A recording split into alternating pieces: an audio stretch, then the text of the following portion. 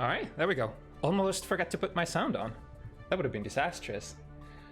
But yeah, ladies and gentlemen, gamers of all shapes and sizes, hope you had a nice and chill day so far, because from here on out, we turn up the heat and dive into weekly competitive FT7 show matches in our lovely, soon-to-be Season 2 Guilty Gear Strive. As always, I'm kyuukei, and with me is the hottest up-and-coming European fighting game commentator, Lerkuss. Hello. Yeah, speaking of, wait, how many? I need to double check before I say something that is going to be wrong. But yeah, no. A year has 52 weeks, so with the patch coming out in just about 2 weeks' time, we're gonna have exactly 1 year of Strive. To the dot, and 1 year of bounty hunters. Yeah, pretty much. Because, like, I think to accompany it. I think we missed only one event because of the Finnish annual install, the biggest tournament. So this would be like 51st week of Strive since the game came out. So yeah, Season 2 is gonna be pretty much exactly like 1 year mark. That's kind of cool. I wonder if they were actually targeting that time period. I'm excited. So, what's your wish list for what we might see out of Season 2? Do you have anything that you want specifically from both characters and the game itself? Yeah, obviously I want, the balance to be tweaked around a little. I think everybody does, but I think one of the biggest things I would love is to sort of distribute the functionalities of tools to multiple different moves, aka I want either more tools in the game for every character, new moves, or certain tools, like for example, I did mention earlier, Nagoryuki, Kamuryuki, the what do you call it, the Beyblade, for example, is a very primary example of a tool that just does a whole lot of things. I would love to see if the functionality would be distributed among like multiple different tools instead of cramming a lot of tools into one. Another example I can think is like Soul, Bandit Revolver, moves like that just like are pressure tools, combo tools, pressure reset, frame traps, approach. There's just too much for certain moves that they do. Yeah.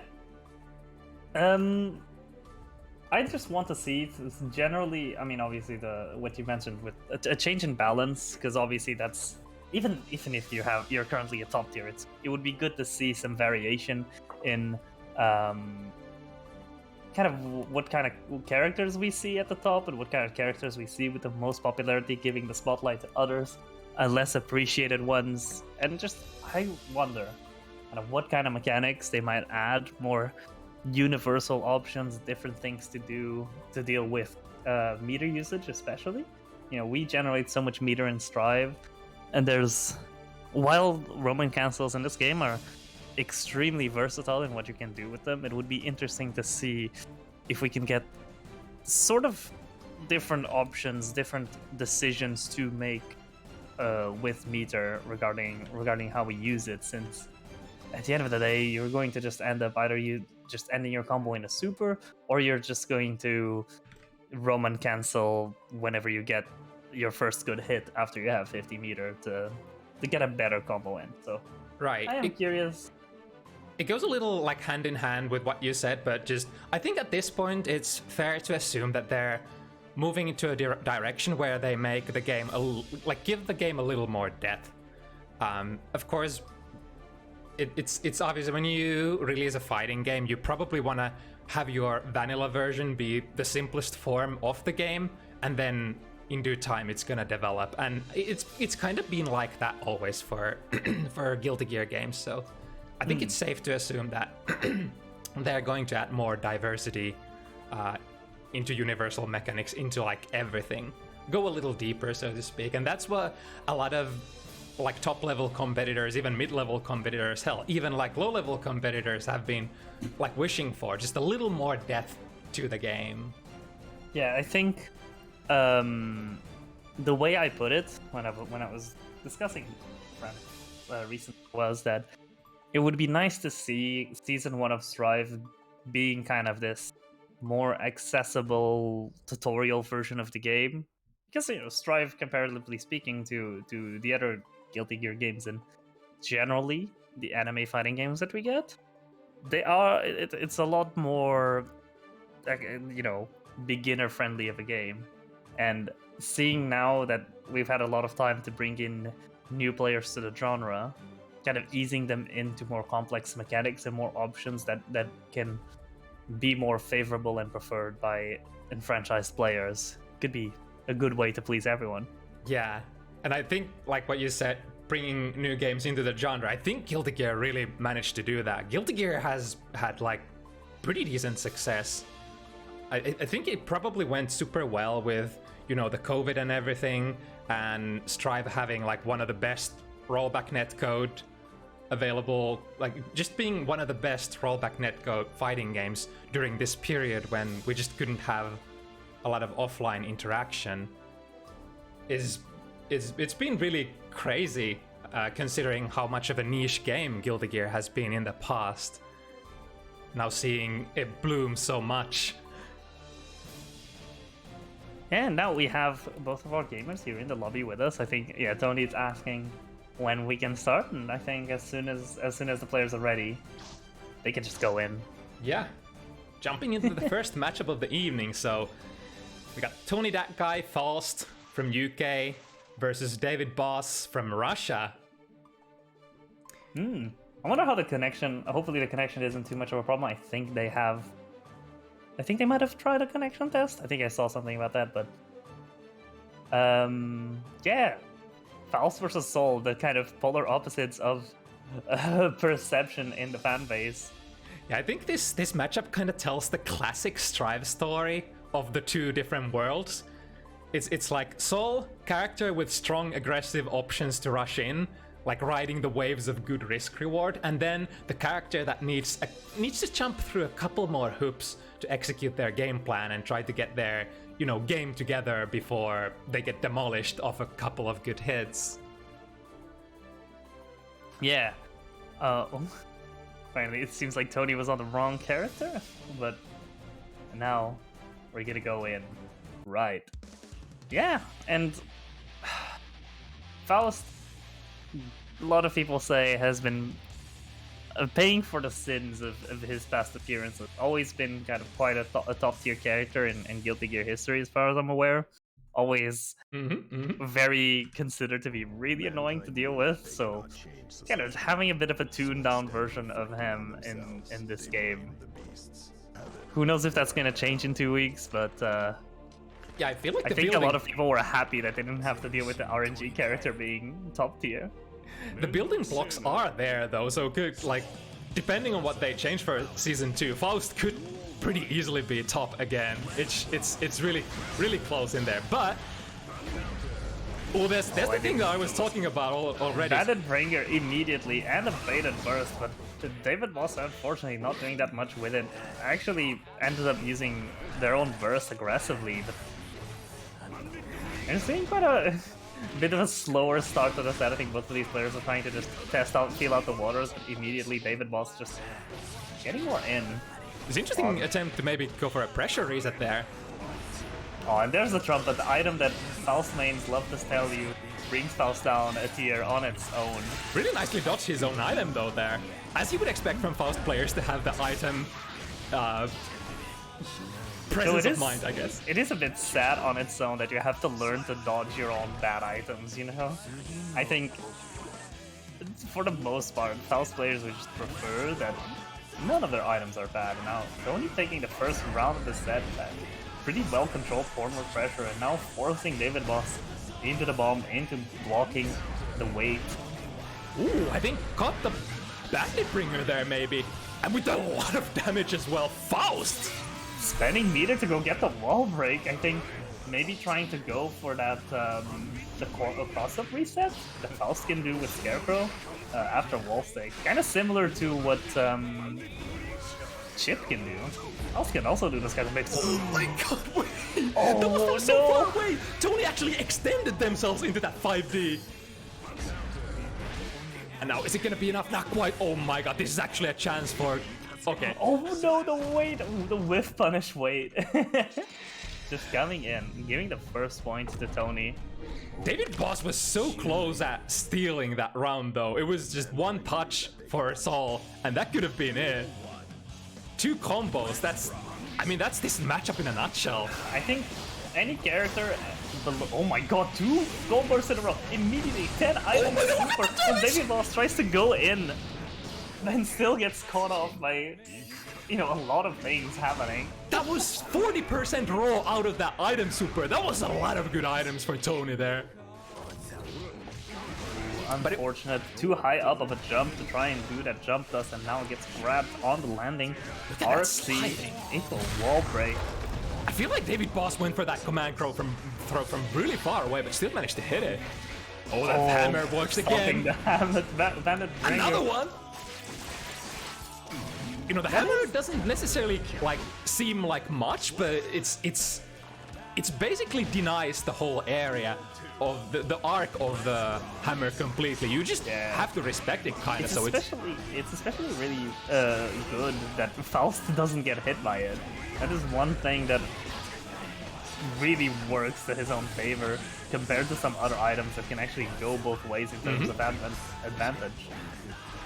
Oh, unfortunately didn't get the punish against Vortex there, but still working with a pretty decent life advantage. Good check there.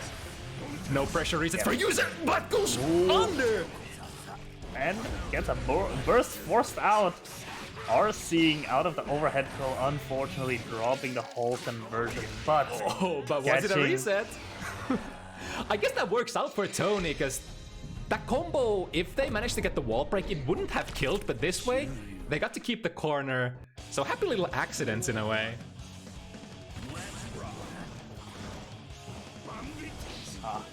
Faust spoke.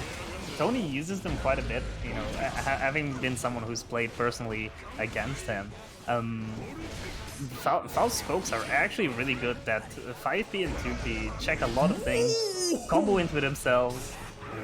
Soul 2S anti-airing the drill? I've never seen that interaction before. I mean, I have personally been anti-aired by Soul 2S quite a bit. I've not seen it anti-air jump 2K there, but it's a sad button to deal with for a lot of characters. Yeah, I got a little bit of a punish. That's what I'm saying. You getting just like these little punishes with the jabs, getting a little bit of control in space is very good for Faust. Those are some very valuable buttons. Even if they don't do a lot of damage, they put a lot of work for you. Yeah, I feel that could be something that sort of bumps Faust up a tier, having like actual rewards out of those good P buttons. Could make matchups like this a little more, you know, dealable. Getting the nice wall break off of the golf club. Now, nice, again, the small punish on the way out. Actually being able to whiff 6H full screen without DavidBsS coming into... Oh my god, that's actually gonna punish! RC? Yeah, the trumpet! The HMC grabbing the trumpet! Oh, that's unfortunate. This is what I was just talking about. That Faust players love to say that trumpet is just a bad item. It's such a good item if you manage to pick it up yourself, but you know.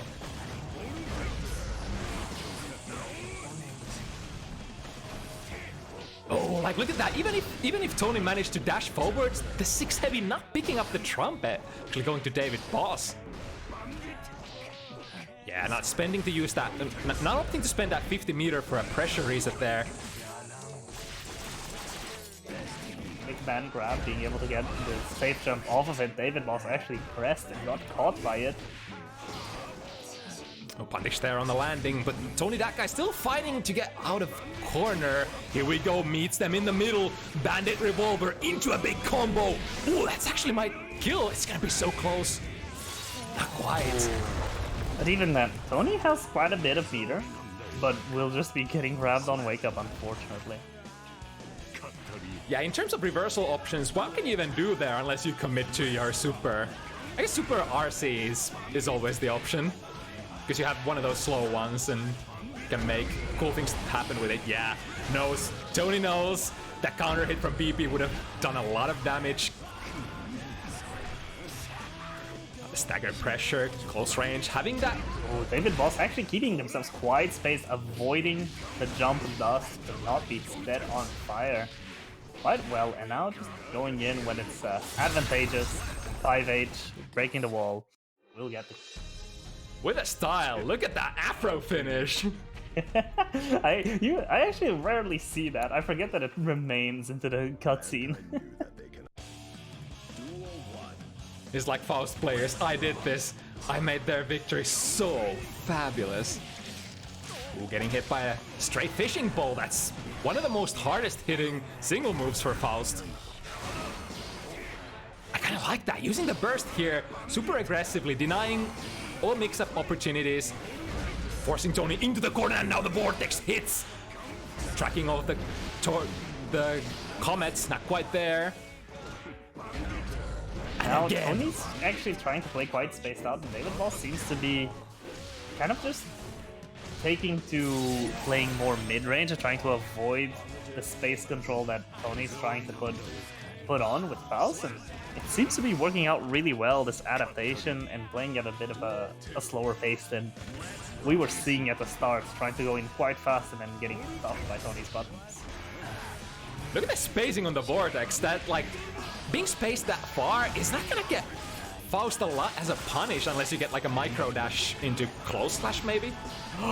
That hitting cross up was illegal. Oh no. Oh, solid 6B. Again, Faust 6B, really good button. The banana peel putting in so much work, and now you're getting bounced. And unfortunately, mix.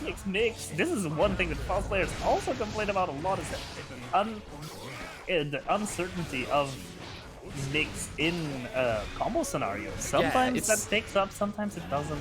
That's one of the main things that I see people having on their wish list, is making the move more consistent. Yeah, it's one of your BNB tools. You would love your tool that you use so much to be a little more consistent, I guess. And now fighting for the supremacy. Who gets the lead here on the fifth match?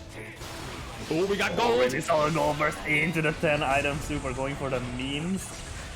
You know, a lot of Faust players just go for the one bar super, because at the end of the day it's probably better, but I do appreciate Tony going for the content for us here watching the game.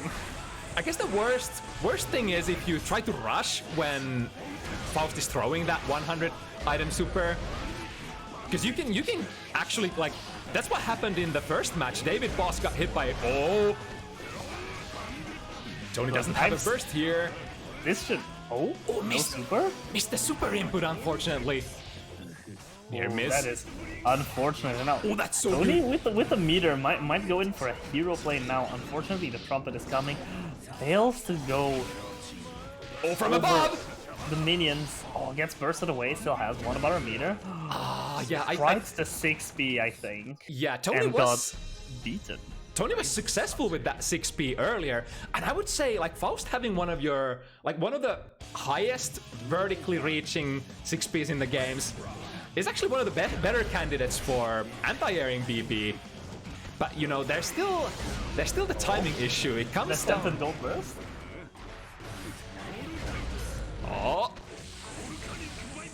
Does it manage to avoid the bomb? Just 3 hits and then a 6H OTG hit. Oof. Oh my goodness. This will, I guess, yeah, Tony didn't commit into anything, and unfortunately, this is tried to go for a punish throw, but not quite close enough. The whiff punish is a little late, and another vortex. DavidBsS feeling a vortex kind of way today. And it is kind of what we talked about, Soul having such massive rewards. You can sort of kind of still swing that vortex around even without 50 meter, because if it hits, it's gonna get you so much damage, right? And what is Faust gonna get as a punish? These reversal DPs are really working in DavidBsS's favor, actually. A bit unfortunate for Tony, because that is a lot of damage that those can do. Oh, solid cross grab. And now going in for the safe jump, setting the Afro on fire. No, no, no. My turn still.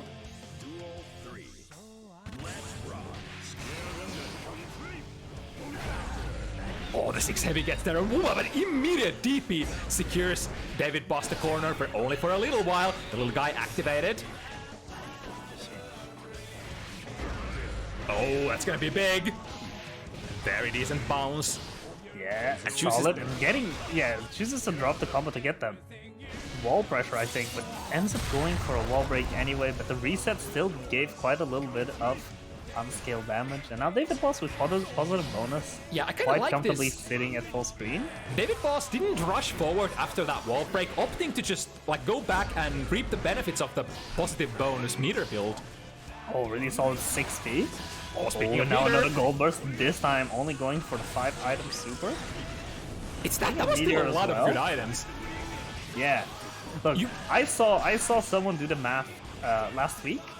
Faust, you know, potentially, if you use the 10-item super and get only bombs, you have a TOD on any character in the game, right? I believe it. Unfortunately, Tony doesn't have that kind of luck. That is, you know, a skill issue probably. But DavidBsS managing to go over with a Bandit Bringer. One day we're gonna see on stream someone just getting only bombs or only hammers from one of those item supers, and I'm excited for it. Oh, solid grab contest from Tony. Oh, a little awkward option there on Wake Up. I think that was a bit of an attempt at trying to read something else, and DavidBsS opted to just only neutral jump onto Get Up, and it turned a bit awkward. Both of the players are standing there predicting something different from their opponents. Sometimes it happens. Sometimes you read each other too well. Solid 6p. Really good option against a lot of Faust buttons that hit quite high due to Faust's natural height. I think Tony has been trying to whiff punish that BB, sort of taking steps back, making the Bandit Bringer whiff, but like on the landing hits, it's still one of those soul special moves that recover so fast. Unless you're ready to go already, it's so easy to whiff, and DavidBsS has been getting away with murder. Oh, cute attempt, but not this time.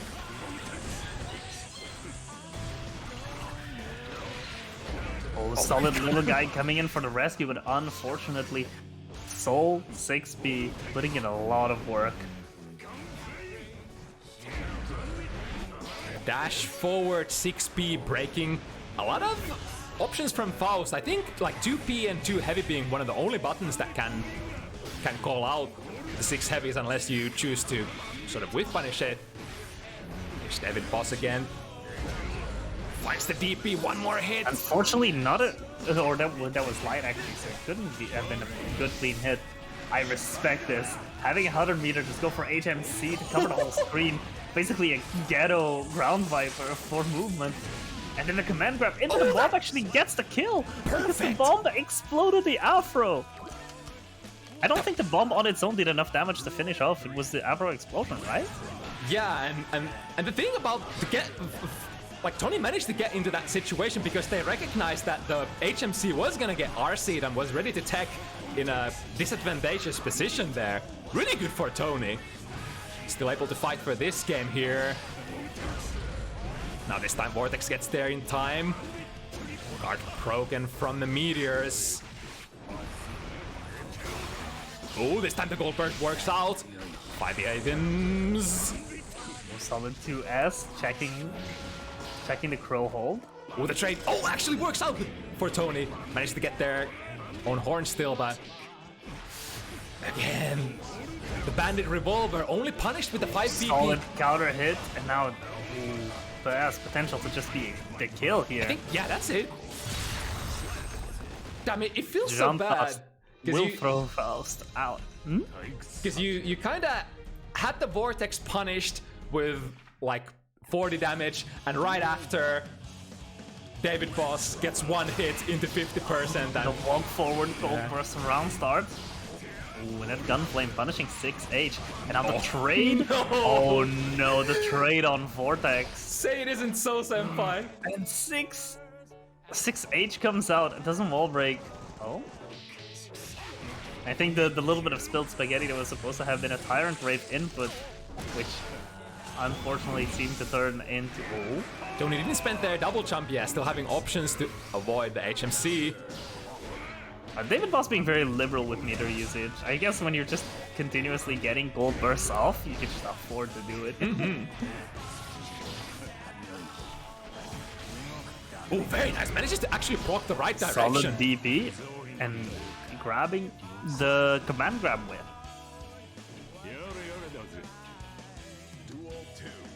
Yeah, I feel like Tony just at this point is trying to tame the wild beast so badly, but it's the big swings from DavidBsS able to get the hit in often enough. Like swings like this. Yeah, look at this. Going under the 5k, that is unfortunate for Tony. Oh, the hammer. Oh, nice whiff punish on the hammer. Again, the trade! That's so dirty! Jump 2k! Yeah, the trades can be so favorable towards Thor, and once again, another gold burst, but this time gets punished. Alright, Soul has been removed. We need to do it again. It's such an important game for Tony to grasp back the momentum here before Thankfully DavidBsS. for Tony, the gold burst was used, so that burst is not going to come back in time unless Tony really takes a lot of hits to get the skill. And oof, that's already so much damage. Wild throw deals a lot of fouls. Solid command grab. Oh, here's my Now throw. into the safe jump. And It's the actually the Afro Afro explosion just gets the wall break on its own. Oh, but not quite close enough. I think the 6B actually made that 5 Made heavy that whip whiff, from Tony. yeah. Oh, and I think this could just be it. Oh, the last bit of RPS there. I think DavidBsS specifically dropped that combo because they saw that Tony was gonna get the burst back. Tony probably predicted that, hell, they are gonna do it. They're gonna bait me. So they saved it up, but the movement afterwards, DavidBsS, after the drop, moves in for the throw. Very well played. And now, sitting on 6 wins. Another gold burst. Another gold burst, but this one whiffs. I think DavidBsS saw that. Is like, I got the gold burst, they must want the gold burst as well. 6B, punching Faust off the skies. Counter hit. Now Jump 2K getting out, but unfortunately Mix again with the inconsistency in hitbox. Doesn't get the combo. Oh, that was so tricky. The little guy kind of faking zone control. And as a result, forcing DavidBsS to Quite a little respect. bit of damage, allowing Tony to run after and get the wall break. That was kind of cool. I've never seen that kind of You can do some funny combos off of Redar seeing the fishing pole follow-up. And now just controlling space, triggering mini Faust. Ooh, really wild option. Wanted to fight for the round still with one little pixel of health, but this time not paying off for DavidBsS. Maybe that's what Tony needs. Like they desperately One need something. more round to get the momentum back potentially. Now just barely avoiding little guy going for the safe jump after the command grab. Nice, blocks the instant overhead. Oh, but again, DP. Oh, I will this wonder- punish? No, Tony still manages to jump over it. DavidBsS actually going for heavy mob 7 there quite a bit. You know, typically Souls just don't go for it over the whole idea that it is the worst super in the game. But DavidBsS wants to prove those people wrong. I do wonder if that move's gonna change at all. Come June 10th, another gold burst. This time, Tony being the one to bait it. No. Tony But doesn't have the even burst. still, This could be a kill. It is gonna be a kill. soul combos, so freeform, and they get so much damage. God, I thought Tony had that round. That was a great comeback for DavidBsS. It was a really solid start of the round for Tony, especially having taken the first round of this match, but now just in a very precarious position because if DavidBsS takes this, it is set point. Ooh, this time going for the safe jump again, but getting grabbed out of it, getting a gold burst, and going immediately for the item super.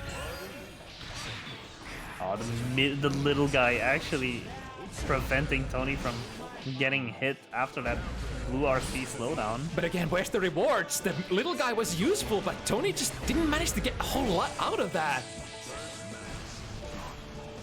Trying to chip DavidBsS down. Just one hit, DavidBsS now, for Tony's sake, can't get another of these comebacks at such low health. Oh no, one It's more. becoming more and more unlikely. Oh, thankfully, the reversal super will come for the save. Saved by the bell. Tony has one more chance now, having to win 4 matches in a row to take the set.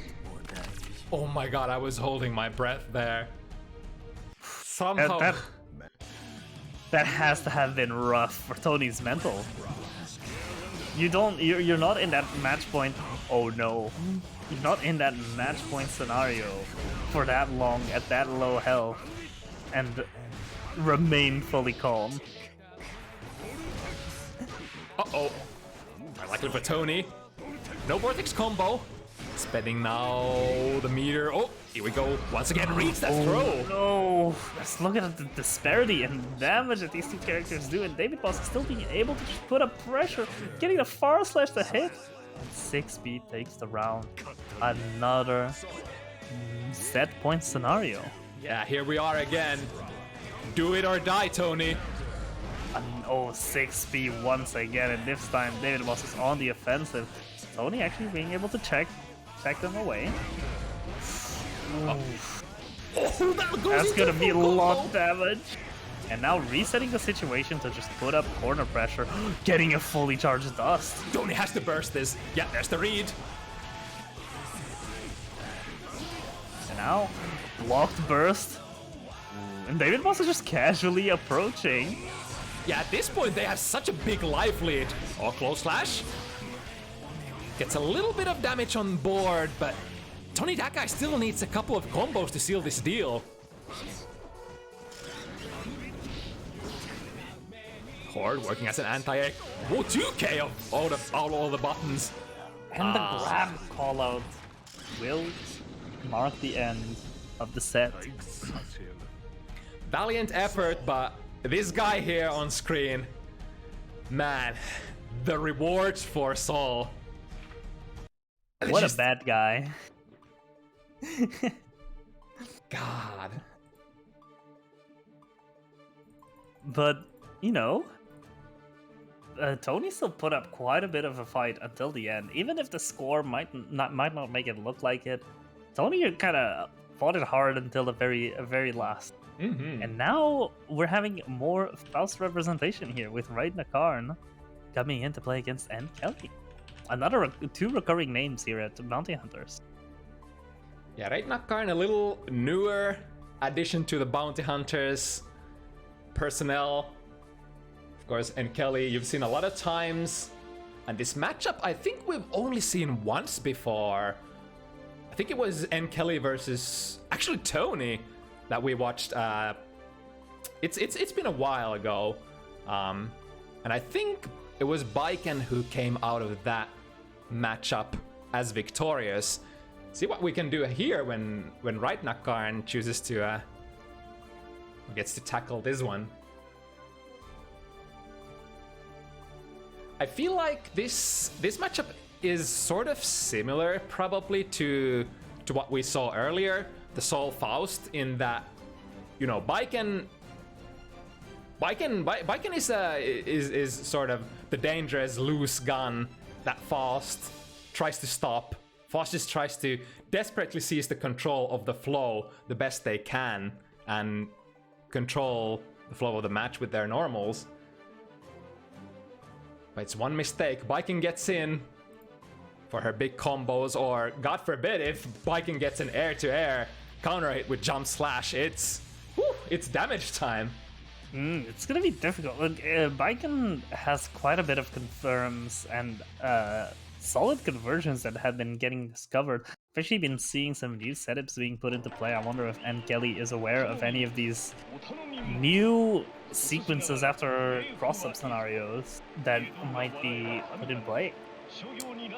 I'm curious. Also, this seems like a very nice matchup to be using those instant overheads. Considering Faust's size, that's quite a big hurt box to aim at. Yeah, definitely. Unless you're crawling, Faust has been generally pretty big target. Oh, nice read. Prompting Raidknackarn to use burst to maintain the advantageous position. Now Meteor's corner pressure, Nice. solid air grab against the Baiken approach. It's like old Exert players, they know they definitely know the air throw game, and Raidknackarn is one of the old Exert heads. Oh, speaking of those overheads, Jesus! Oh, what a nice conversion. Sending you into the next bit of the stage with positive bonus, and Raidknackarn actually going for the 100-meter drift backwards invulnerability. Oh wow! Oh, and Gun Super just clearly takes it away, completely nullifying the attempted pressure from Raidknackarn. I just realized on counter hit that, that hammer deals so much damage. I've actually never checked the damage, but look at that. That's basically almost like just 2 hammers that NKellyy has on their life bar right now. It's quite a powerful item. That and the bombs deal a really surprising amount of damage that you cannot ignore kind of how significant they are. Wow, And the now with the 6 double overhead. 6P from Faust actually ended up whiffing there. Yeah, Yozan punished. Hitting the jump slice Yozan from too high up will make you fairly minus. Oh, catches the backdash from NKellyy. Not giving up. The first game for free. Nice combo into Senton Wait, Hammer. actually stopping the weight combo by also getting knocked by it. So I'm pretty sure Raidknackarn would have been able to keep that going. That's the second time that Faust's 6-speed sort of just whiffs against. Good gold burst, and Kelly just going for the plays, for the risky plays for the win. Going for double DRC, but gets whiff punished on Yozans and Good reversal there. the reversal. Wait a second, I've never seen Baiken's Faust face there on that super. That's kind of funny. A little bit of a nice detail. Alright, first one goes to Raidknackarn.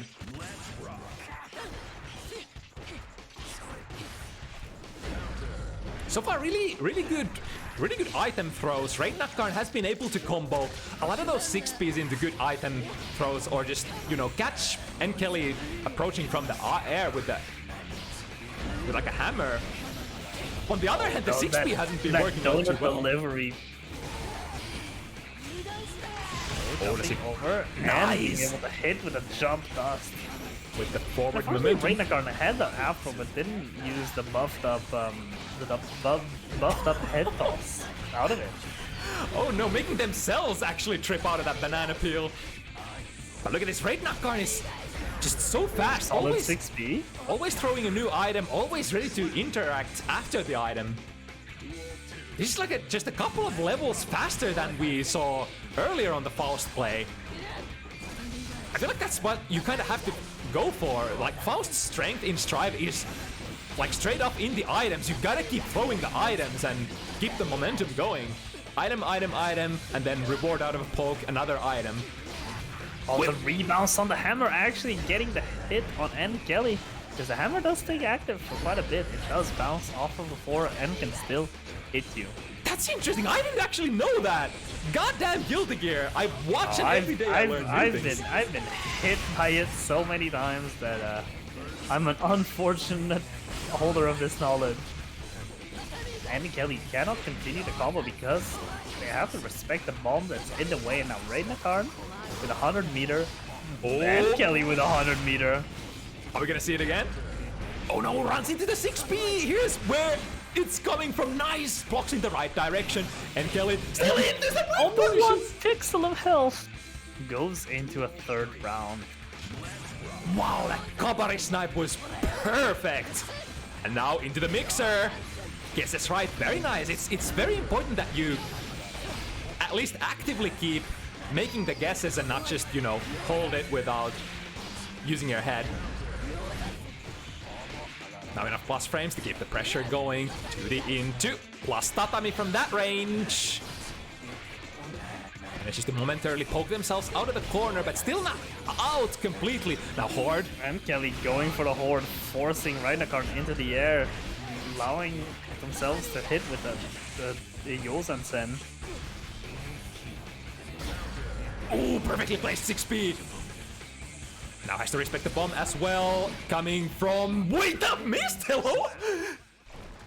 That was really strange. That was really strange, yeah. I think did NKellyy take that hit earlier, so they were taking sort of like taking off a soft knockdown, so that's why the teleport missed. I blinked and I missed the interaction. Yeah, that was really bizarre. But now, good offense from NKellyy, just not allowing Raidknackarn to build up space, getting a solid trade in their advantage. Very nice instant air dash. Ready to call out that fishing pole. Wow, that was a very deep dash. Oh, the whiff punish. And the slowdown catching 2H, quite a slow button, especially if you then apply the RC slow to it. And now NKellyy respecting the little guy, grabbing the trumpet for the Horde. Ooh, the respect from both players. Yeah, Raidknackarn has to play it quite slow and respectful here and just hope for the best, and NKellyy just can also just play this patiently. This is a critical mass! Oh, but finds the snipe! It's a critical mass unless you have esports normals. It was, I think, the couple of last items were Afros, so not really controlling the zone as well as Raidknackarn would have won it. Oh my god. Okay. Oh, the little guy actually tanks the hit off of the Yosan-sen and gives NKellyy more hit stop. Kind of working like a ghetto oppose. The Kabari calls out 2P once again. And look at the damage that just those pokes do on their own. Raidknackarn only needs to just hit 5 PP and hope for the best. Ooh, no whiff punish on the jump D. Gets hit by the follow-up on Kabari. Good stand up for walking the overhead. That could have been a round there, and a 6P, oh really my god. 6P. Oh, that was so ambiguous, not sure. Is it gonna be low, is it gonna be high, is it gonna be throw? But now NKellyy trying to steal the round back with 0 life to spend. Actually being able to just block those 5 Ps and trying to push away, trying to push Raidknackarn away, but just wasn't enough to get the win. Now on the third round, still anyone's game. Oh, we didn't get to throw the Afro, unfortunately. Here we go. In the corner, reads the throw as well, and the burst! Good burst bait! And now can keep this going, but unfortunately gets buried. That's a quarter of your life gone. The unique option from Bike and putting the option on the table. This is towards the corner. Ooh, that was lucky there. Not having to take the... Whoa! And the tether combo? Raidknackarn! I swear, I think I haven't seen any players do a tether-specific combo so far. Raidknackarn is the first one there. Not sure if that was, you know, something they practiced, but that worked out very well. And that's kind of the downside of the S tether, is not only is it 0 on block, but oh my goodness, if the opponent manages to reversal the, you know, position on you, they're gonna get probably a bigger combo than you will. Now Raidknackarn actually being able to throw a few items while waiting, just chilling out, Oh, then getting a drop, but ooh, NKellyy actually gets hit. Barely missing with the jump. D, even with the afro on. Is it gonna combo? Not quite. Ooh, great throw! Solid air throw, and now with the horde coming in, putting up pressure in the corner, Trying to catch. NKellyy can still take this round if they play it well, if they play it patiently, using the meter. It's so close. Guarantee the wall break. Not quite there. And now Raidknackarn with the big amount of meter to spend. And NKellyy also. Oh, nice. I think NKellyy has very good frequency of punishing that half full screen fishing ball. I mean, it kind of has to be expected that, you know, Viking players are going to be coming at you with that instant air dash jump slash. Once again. Solid hit with the exploding head. 5k, 6k, really good frame trap. And now Raidknackarn's in the corner once again. Ooh, another one. Ooh, I guess that time the 6k wasn't plus enough. Missing the air throw, question mark. Raidknackarn punishing. This is still anybody's game. Raidknackarn with the burst and the meter lead. And once again, NKellyy with an IAD jump S, just whiff punishing. So being so good and actually putting themselves on the board. Here we go. This is where it starts. And like I'm surprised. I think Raidknackarn has been looking for those instant air dash jump slashes quite a bit, but I think it's the slow startup of Faust 6p that makes it a little difficult. Like you have to be already sort of on the board, ready to react to the jump before. Otherwise you're gonna miss it. Ooh, nice whip punish. Oh, actually ends up trading with the 6 heavy, but favorably for NKellyy, definitely gets to keep the corner position.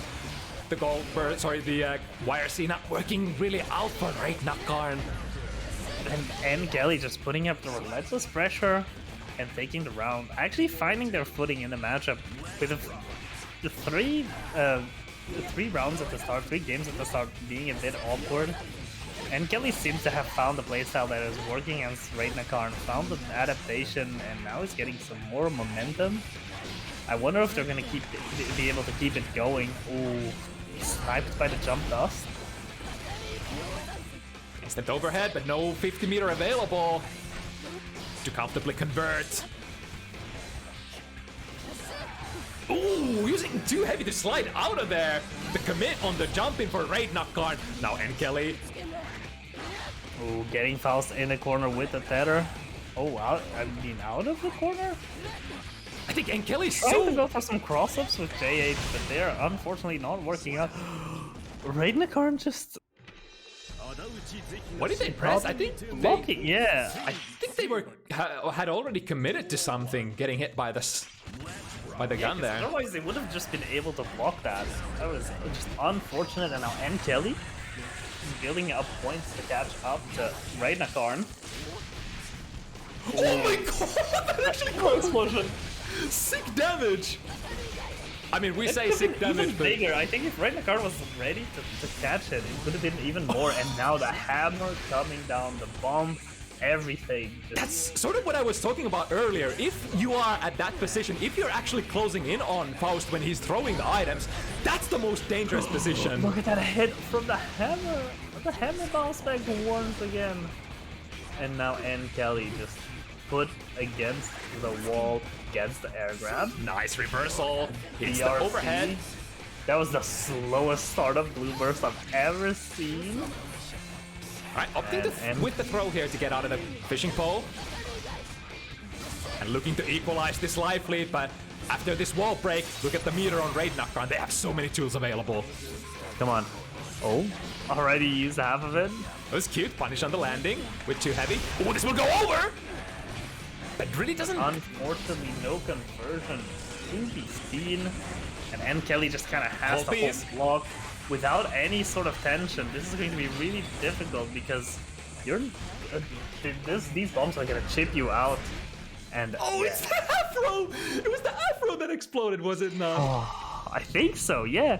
No, I was about to say, it's just NKellyy couldn't keep staying at max screen distance because the chip damage from those bombs, those hammers, was just gonna keep on coming in, and NKellyy was not building a meter to keep that being. I think that was a good try though, because they ran out of meter and they had to commit to something. It was a nice snipe, but unfortunately, the Afro in the end took it.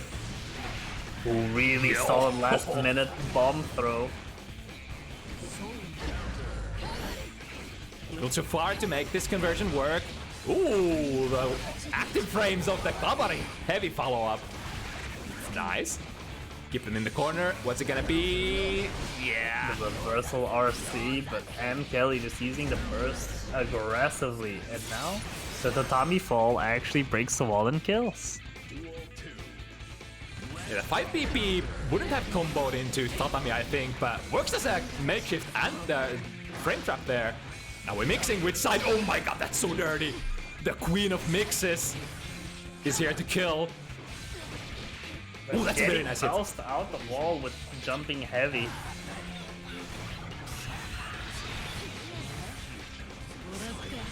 Ooh, this should go over once again. Yeah. Yeah, Raidknackarn just hasn't really been caught by the gun super. I think it's sort of realizing whenever NKellyy is in a particular position with the meter, Raidknackarn is just so good at reading when the random gun comes out. And usually during those moments has already been dashing in and, you know, jumping at NKellyy with the, you know, momentum. I think unless you have the jump momentum, you're not gonna be able to dodge the gun. Unfortunately betrayed by the mini Faust horde. Now Raidknackarn's having to deal with NKelly's pressure, actually being able to be evasive about it. Here comes the hammer PRCing. Ooh, nice! Manages to find the way in! And now with the 50 meter, this is so dangerous for Raidknackarn. Doesn't even have the burst.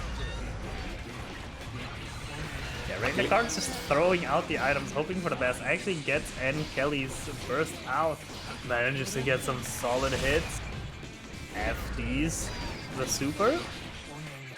And now, once again, NKellyy doesn't have any sort of meter, so chip damage is enough to kill. I really like that. Raidknackarn is really utilizing the, you know, the Faust factor of, you know, just getting a lot of items out there. Exert Faust was kind of like getting the good item out. Strive Faust is like getting a lot of items out. Eventually you're gonna throw a good one. And eventually you're gonna not throw a trumpet. Yeah, and it's like the items kind of work together in this one. When there's so much shit on the screen that you can, you know, take into account every one of them. It gets tricky. Again with the forward jumping momentum. Finds the 6P. Baits the burst and there. Yeah, could have kept the combo going, but would have been susceptible to the burst though. I don't think NKellyy would have bursted in this situation, considering they were already on such a health deficit. Ooh, finds the counter hit and a good corner conversion. With the 50 meter. The instant overhead available. Ooh. Oh, still managed to block it just barely. Now NKellyy actually being able to get the horn will be putting more pressure on Raid, who's actually able to just jump over for long enough to ignore it. Floating through their own bomb, using the bomb back in the air, delaying the air momentum. It's wow, what a commit! Full screen dash! Here we go. It's the cross up and Raidknackarn again. Raidknackarn has had such good defense against a lot of those left rights so far. Oh, and just once again, just like you were saying, these jumping slashes into the air conversions can do so much for Raidknackarn. Yeah, it's like there's no way the jump slashes are not gonna come out. It's either the instant air dash or just, you know, protective jump slash. It just reaches so far, and on counter it has such massive rewards that that's the button that you will just see being used a lot from Raidknackarn, who now finds the hit. A lot of damage, but then fortunately Raidknackarn's able to burst, but with punishing item toss with Gun super. Oh, the horn was still active! Cocking the YRC!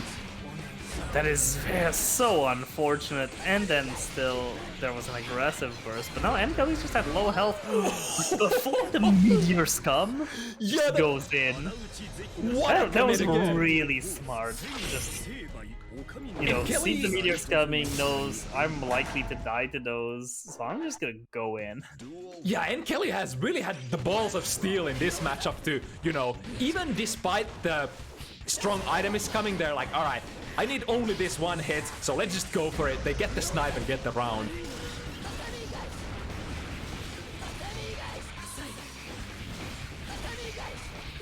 Oh, the Krisk is stacking up. One big hit is gonna be it. Where's Raidknackarn? Managed to find an anti-air, there it is. But not getting out of the corner! This is actually gonna be a kill unless... Raidknackarn's so low. Okay. Just gets hit, unfortunately for Raid. But that almost looked like it could have been just enough evasion to get away with it.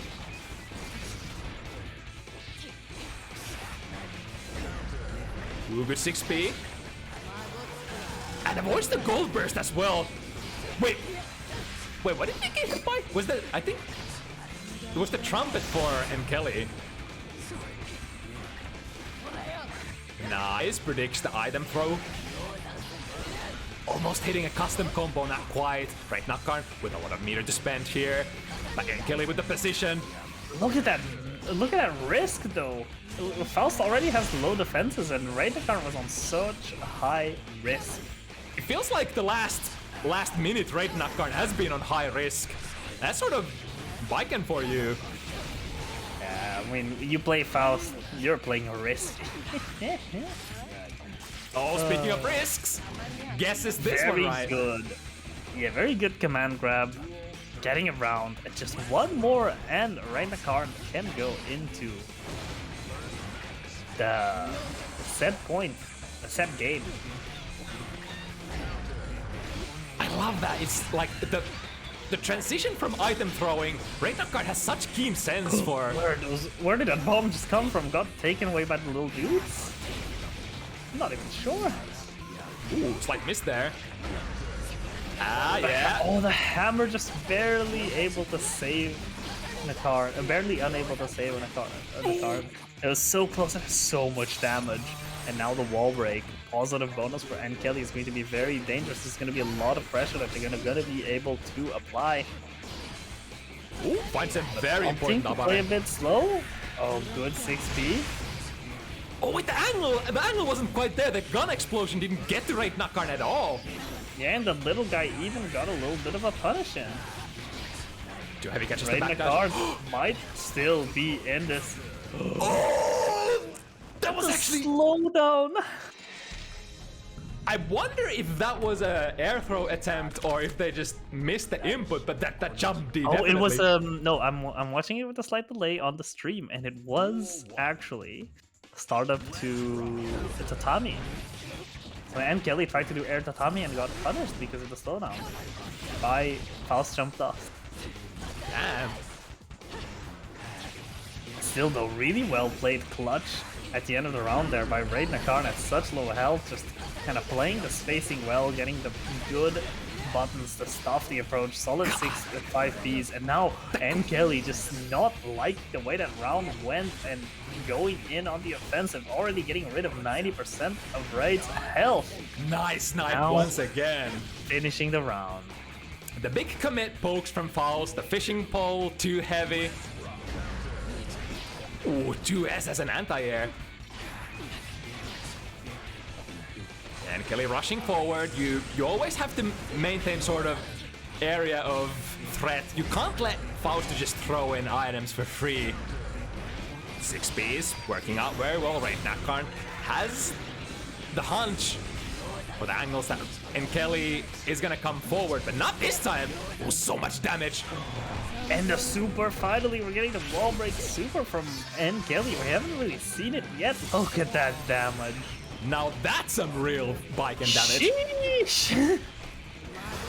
And Raidknackarn actually trying to get out. That hits high and up enough to get the Yozan-sen. I love that face so much. It's so good. The little Oni mask and falling JA gets the hit. And now Raidknackarn is actually in match point. You know, took 80% of their health in one combo and then still came back from the round. That is some presence of mind here. And very strong continuation. And with the little guys, look at that. Sick shit. Oh, Raidknackarn. Here we go, what's it gonna be? Legendary. Luck is part of the skill when you're playing fast. Like NKellyy, I bet they were looking for that burst. Getting sent into the corner, throws the item away, and NKelly's gonna get a trumpet for free. This is good pressure, but unfortunately we'll get hit by the jump dust. Will get the approach, respecting the potential burst. But Raidknackarn is still with the burst available. That makes it! Oh my god. Great! That was... Oh my god, NKellyy was baiting for that burst for the last 20 seconds, and finally Raidknackarn lets it rock. That was so good. I feel like every time NKellyy gets to put Raidknackarn in the best blender after a throw, it's like Raidknackarn has had burst available, so NKellyy hasn't sort of dared to go for the best mix of options. Oh my god, the explosion actually combos! Call Michael Bay!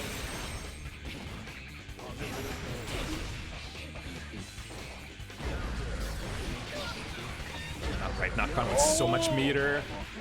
But do they get to use it? Going for a dream round, but oh no, the walk back 5-3. The slide backstep does it! And now we're once again in the set point position. Good tech. And a good 6p, yeah, it's like Raidknackarn has all the basic tools under control. Oh, this is gonna be a punish, no! Ooh, solid 6p, that foul 6p is kind of ridiculous, honestly, how far it goes. I mean, he definitely needs it, but it's still a really good button. Do you even get like a combo out of it unless... Oh, but wait a second. This could be... I think on anti-air hit you can, but oh, now NKellyy really close to losing the set, but doesn't want to let go, right? Oh my god, is that it? That's gonna be it! Raidknackarn. There was a ray of hope starting to shine through, but unfortunately NKellyy gets a haircut, but not the set. Oh my goodness. So in this matchup, historically now on Bounty Hunters, it's gone both ways. One for Baiken, one for Faust. Looks like a pretty hot matchup, to be honest. And that was a great showing from both these players. Definitely. You know, NKellyy kept fighting till the very end, kept trying their hardest to go in.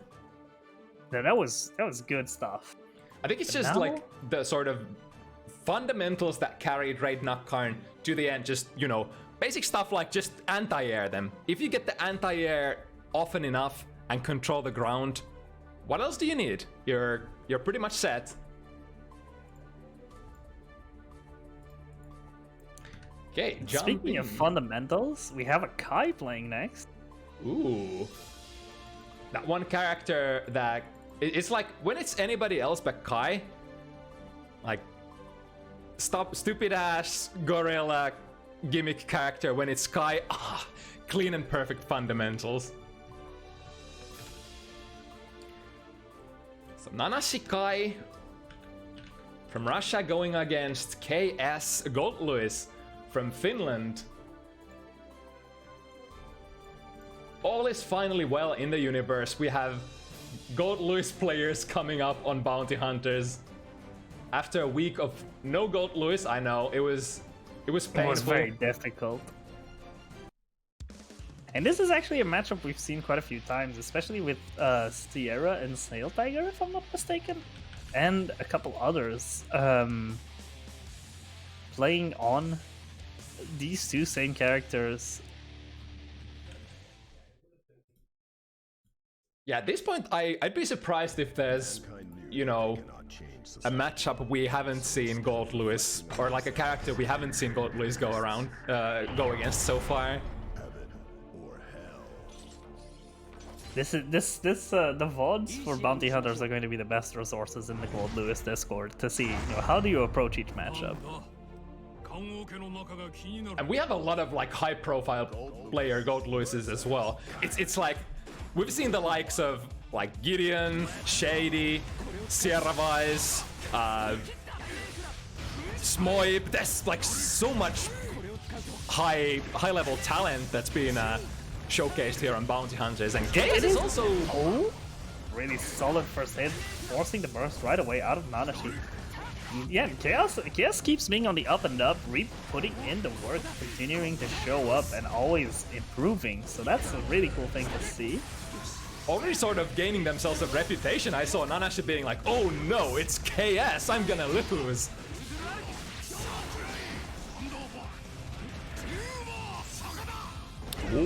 Oh, I love that! Just dashing deep, delaying the close slash, getting the big hit. Here's the DP though from Kai. Wow, they weren't close enough. It looks so deceptive because Gold Lewis is so big, but unless you actually kind of go inside him, ooh, you're not in range. Yeah, you need to be right up close and personal, and it's really funny. I find it really entertaining that Gold Lewis is the stereotypical like American character, the big dude with the coffin, the Secretary of Absolute Defense, and the burgers. And the burgers. It is so predominantly played by European players. You don't see a lot of Gold Lewis representation in NA. Ooh, the big throw with a heavy fireball. Go again. Even trying to basically shimmy in the corner, playing this like a Street Fighter. That's gonna hit. Ooh, yeah, that's a whiff punish. Just barely killing. Alright, with the kill. 100 RC. meter. Yeah, the RC into the 6H. It's like the Lightning is not the most damaging super in the game, but it does have some pretty decent utility. That 6P clash, hello? I've never seen that specific clash situation happening, where the airborne Typhoon clashes with a 6P. Sacred Edge trying to get a shock state and good frame advantage, but Chaos is having none of it. Chaos is vacuuming you into the corner. But the DP. And a solid. I got fireballs minigun. too. Dozens of them actually. That was a stylish finish. Going for the crossed up Behemoth Typhoon to finish the round. I really love the RPS here. Nanashi has been trying to bait certain reactions out of KS so much, but he's basically saying, alright, I see your baits, I'm not gonna fall for it. They've been doing crazy stuff like waking up with Behemoth Typhoon, and it has been working out.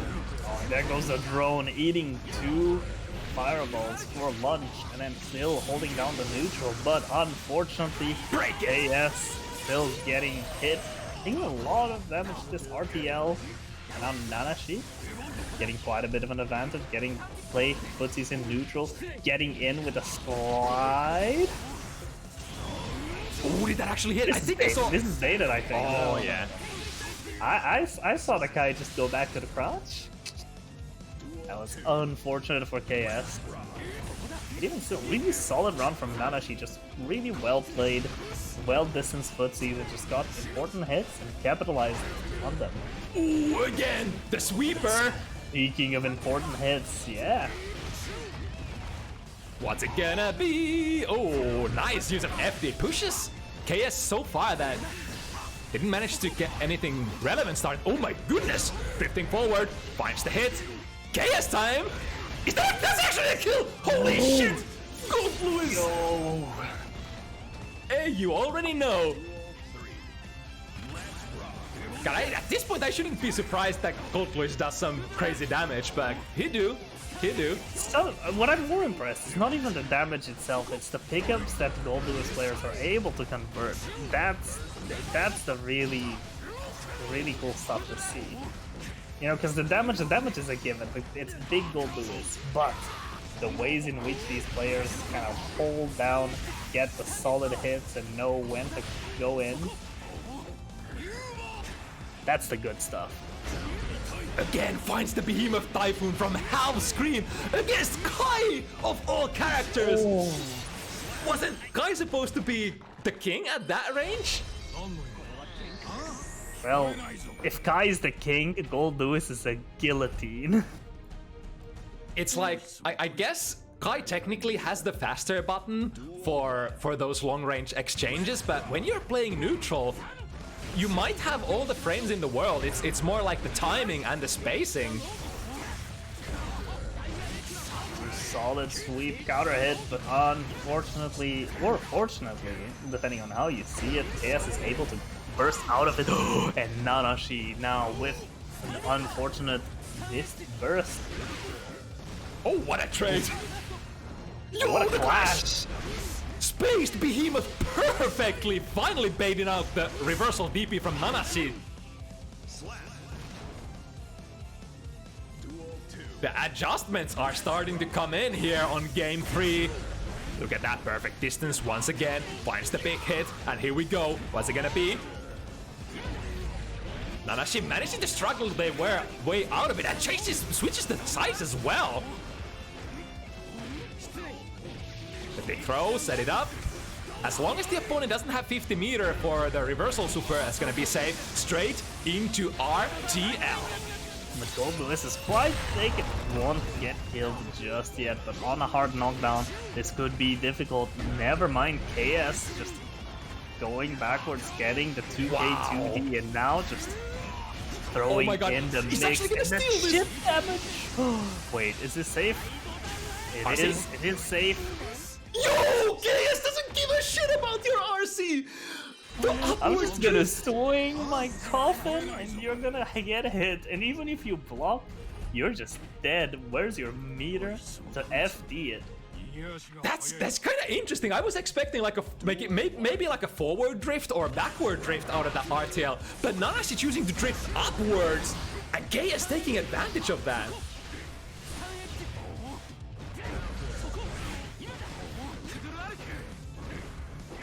With a very fast pace, Nanashi definitely not happy about that.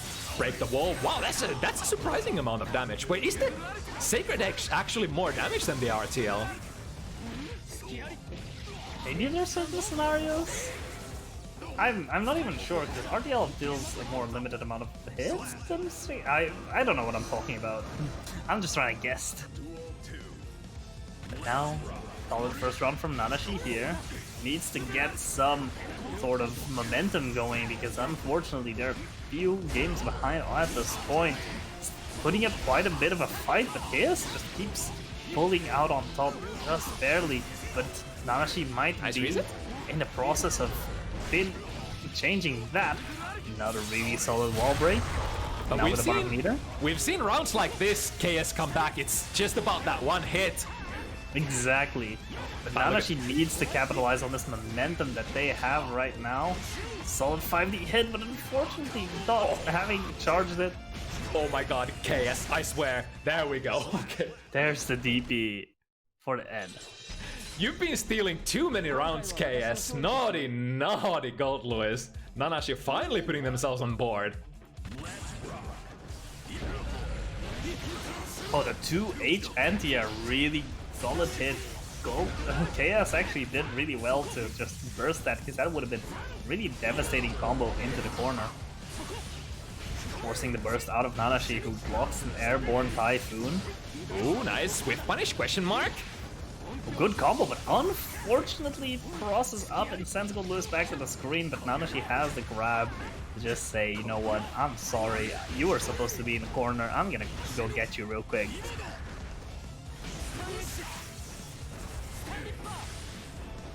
Ooh, too far for the punish. Once again, these weird hits. Oh no, poor little Kai.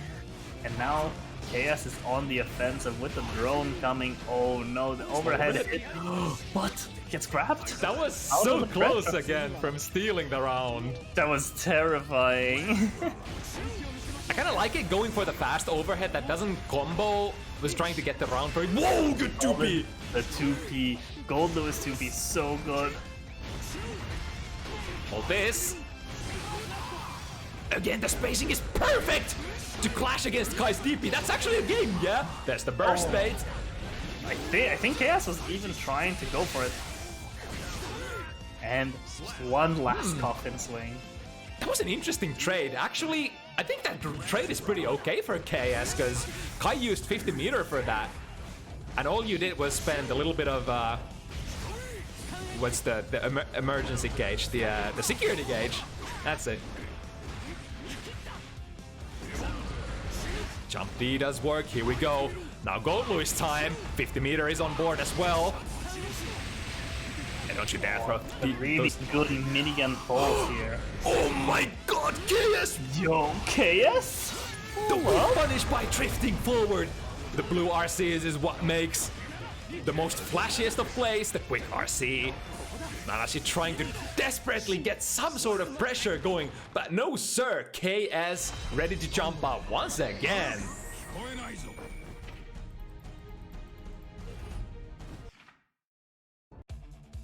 It's again, we've seen this before, it's most of the rounds controlled by Nanashi, but then KS with one really good read gets in once and delivers 40% of your opponent's health, and then, you know, it's downfall from that point on. Again, tried to go for the 2P again. Oh, this time Sacred Edge, the edge doesn't break when you get hit. And so KS got sent into the next screen at quite a low health. Is this now enough? Nanashi hoping to go into next round. Just barely doesn't go. Any amount of chip damage will be enough. And jump kick. Don't really see many guys go for that, but I guess maybe you just need a fast button that goes pretty far. Yeah, if your opponent is above you, air to air, that's a very traditional good air to air button for Kai to intercept with. No, the unfortunate burst being just too far away. Oh, the blast frames, it's not your turn yet! Take this combo as a punishment. When will it ever be your turn? Oh no, look at the health differential. Now, Nanashi has to work through if he wants to take it just this round, but the counter hit 2H is coming to the rescue. Will drift forward behind a heavy fireball. Going for the dream, playing their heart out. Nanashi really working at the massive health block, but just one swing was all it took.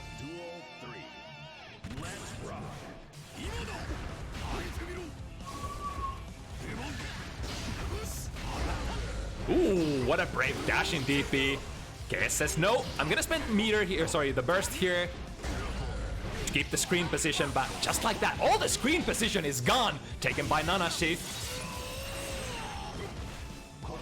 They're gonna build their first 50 meter here just in a sec. Luckily for Nanashi, they are going to build the burst back then, or are they? This RTL will hit. That was a good little reversal, and now just one little bit of health to work through.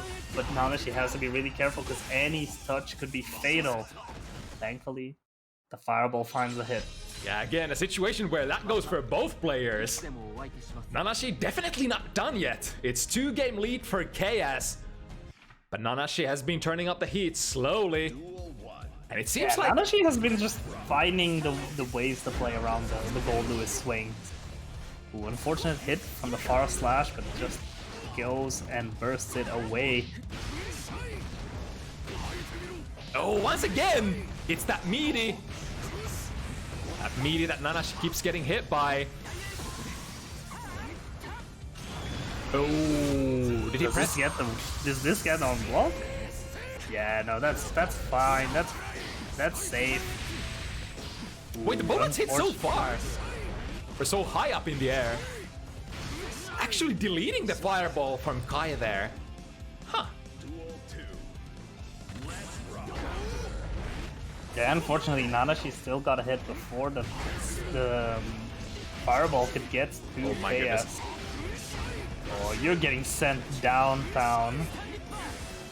Unfortunately, I do not think that was supposed to have been a PK Oh, input. that's right hit! I think he's done! But even still, oh, OTG. so close. Not close enough to get an OTG hit. Wow, Now Nanashi If Nanashi managed to pull needing this the off, they're a hero wizard. comeback. No way, right? No way, right? Okay, this is the beginning. This could very well be the start of it. Another grab. The throw actually punishing a startup of a button there from KS. Another throw. Another Yo. grab. Okay, this has already been so strong. Oh, the Ouch. low. Yeah, that's tragic. 'Cause Such a good attempt from Nanashi, though. as soon as anything from KS lands, the meter comes out, the behemoths come out. At that point, it was gonna be chip damage back and forth. Ooh, that's a good hit. Yeah, KS recognizing. Don't want to take that full damage combo and wall break early to the round. Yo, he just did it! The fully charged 5D, and here comes the damage. Bam! Ooh, that's a really good amount of health advantage for Nanashi, and no burst from KS. That's just a swift round. Swift, perfect. And now one more round, and Nanashi actually will keep working on that disadvantage in the scores. Oh, solid 2H punishing the startup of a BT. Now able to go in. Ooh, another really solid 2H, being the button that really helps out Nanashi so far. Ooh! So we're managing to dodge that Sacred Edge. Oh, another one. Electrify them. Oh, that's- using the jump dust to delay their air momentum and avoid the bullets. Unfortunately, the jump over grab. I was interesting in that, you know, when Nanashi was in the air, I thought they would try to throw a fireball, but maybe they were thinking about the last engage where the fireball actually got deleted by the minigun and just opting to stay safe and use the jump D to delay the momentum instead. Good 6B. And here we go. What's it gonna be? Cross up. Cross up. We got Now some with- mix-ups here as well. There's a Kai with back to the corner and death sent into next round. You know, we were talking about good mix-ups from Baiken's side, but Golulu is one of those characters who has been getting some pretty sick mix-up tech as well over time. This character is actually sick mix-ups if you give them the opportunity to get in on you. Of some of those Oki situations especially. Oh, nice jump. Doesn't get a button out though. Oh no. Oh, KS actually recognizing that it would be a cross-up DP situation perfect. and gets the correct punish. Optimal combo and the OTG as well at the end. Man, KS. Now in set point, and Nanashi has to really fight uphill, been putting up such a solid fight, but unfortunately KS just with the good rounds, just getting the damage where it matters. It's been a night of 6 threes so far. Let's see if Nanashi is able to break the curse. Unfortunately, with KS's burst sending Nanashi to the corner, that's a really struggle start. Good backdash. Ooh, solid stun dipper. And now pressure into the corner. Oh, really good 2P checking the food arc. Yeah, no mash, just one premeditated perfect timing on 2P. That's Another a grab. bar. Another grab. Okay, we'll And now have to the start. 5Ds. That's the Wow. second time that works out. But I mean, I guess it's the perfect timing to bring out those surprise 5Ds because KS is probably concentrated on the other options at this point.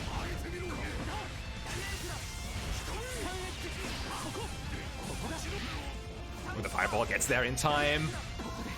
Nanashi, good place to DP. Oh, that might have actually really close to getting good conversion there. Maybe Golulu is a little too heavy there. Oh, solid 6H. Nice. Solid, even more solid burst bait. Nanashi just bringing out the big plays here, going to 6-4 now. 3 matches needed in a row to take the set for themselves, to rob it in front of KS. Yeah, Nanashi has been, like, they've had some really sick rounds. As long as they manage to get the ball rolling and deny, especially the meter and the burst from KS. There we go. Good 2H. Unfortunately, going a bit too far under. Gold Blue is floating more than you'd expect. The 2P trade. Oh, the jump D. The far reach. Oh, the TK Behemoth. Definitely not what KS wanted. The whiff punish? that's the wackiest whiff punish I've ever seen. The Sacred Edge there on landing. Opting to respect against the Iron Cannon. Nice FD pushes. You at that point you just FD it, get pushed into Gold Lewis, and you try to guess on the 50-50. Which isn't even true 50-50 since the overhead and low are different times. I think. Oh no, I think Nanashi was even pressing just kind of a punch button. But yeah, that was 5B, and since KS opted to go for the faster, didn't opt to churn, the super started a little faster, allowing to go for that whip punish, or the punish.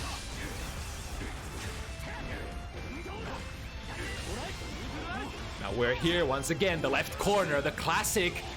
The throws will start coming through. Nanashi can't afford to lose a round at this point. Unfortunately, will get shot down from the sky, will jump back to get knocked by the guard crushing properties of the Behemoth Typhoon, denying AS from approaching, and now just one little touch away, and now gets another chance. Wow, that was like half of KS's life dealt with by the air fireballs there. With a grab now. 5P to contest the air approach. 2H counter hit. Solid. KS doesn't have burst yet. Is dissipated. This is the slow version. Yeah. And a Sacred Edge with a wall break will actually do quite a decent amount of damage. And the KS is starting this part of the round on shock state. 6H unfortunately whiffing. If that had just been blocked, it would have been better. Oh no! Oh, KS was already so close, just dashing under.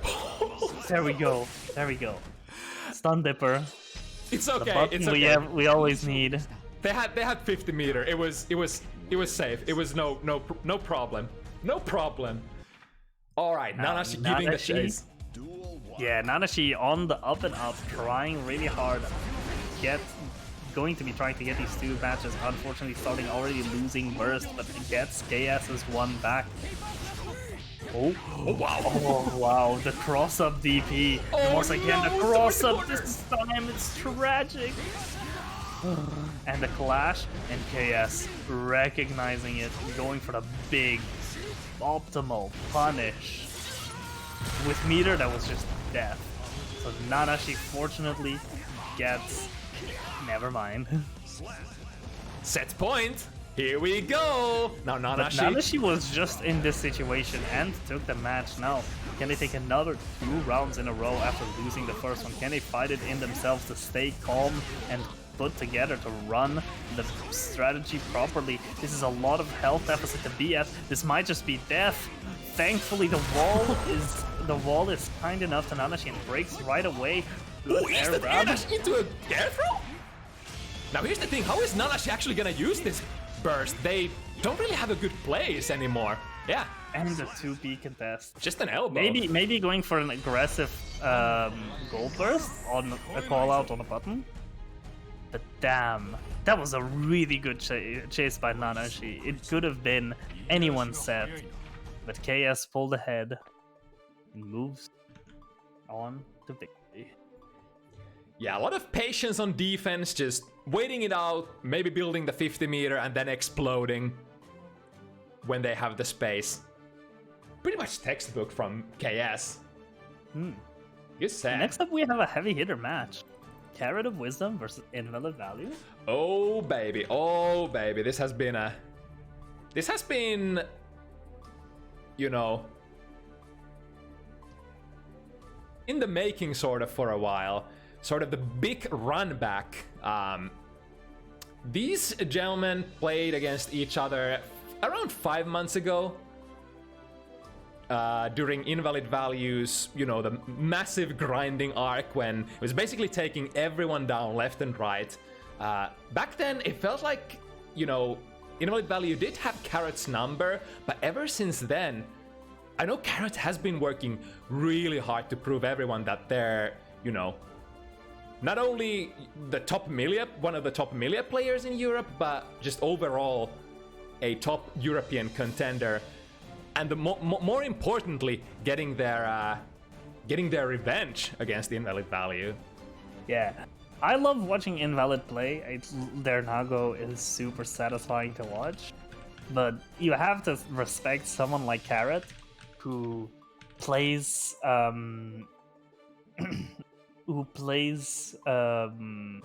you know, a character considered to be just the struggle character of Strive more than even others, because Melia, you know, compared to the other characters that are considered to be bottom tier, you know, like Faust is relatively simple to pick up. A lot of people say there's some difficult setups. There's a lot of skill in managing RNG and managing kind of good and bad items. You know, Anji, another character that's considered to be weak, is considered to be relatively easy to pick up and just press buttons on, whereas Melia, you need to put in a lot of effort making proper setups to deal with people, and then taking that kind of, you know, big mental stack gaming over to high level play is very difficult. Yeah, one of the few remaining Melia players, I guess, in the world. A lot of top competitors have sort of moved away from Melia, not having the faith, but you know, it's I guess it's all gonna come back at you season 2 when, you know, characters will be rebalanced and the people who stuck with their favorite characters will potentially have an edge if the roulette hits perfectly. Oh yes, and I mean, who knows what's gonna happen in 2 weeks? You know, these people who have stuck with Melia, who have stuck with Anji, who have stuck with Jacko, might just be eating real good in a couple weeks. Only time will tell. A little while ago, Carrot said to me, like, after the long sort of training arc for themselves, I think I might be ready to take on this demon of mine now, and it's been a couple of weeks since I've been able to arrange it, and here it is. Oh boy. At least you're not putting Carrot against an unfortunate Leo matchup. Uh-huh. There's also a lot of skeletons in that closet. Oh, damn.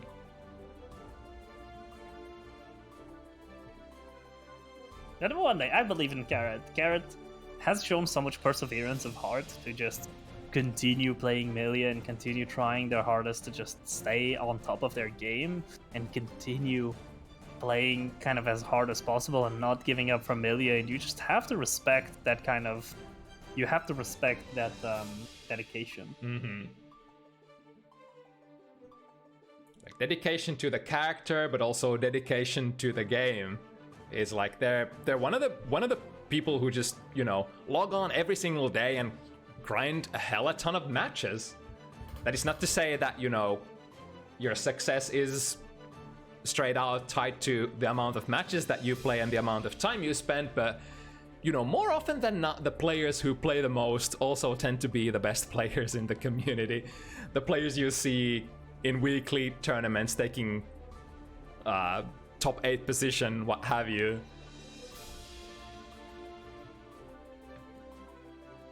Now it is once again going to be that type of matchup, the classic Strive matchup. We have Nago, a character who hits very hard from very far, has good buttons, and when you get touched really bad, you die.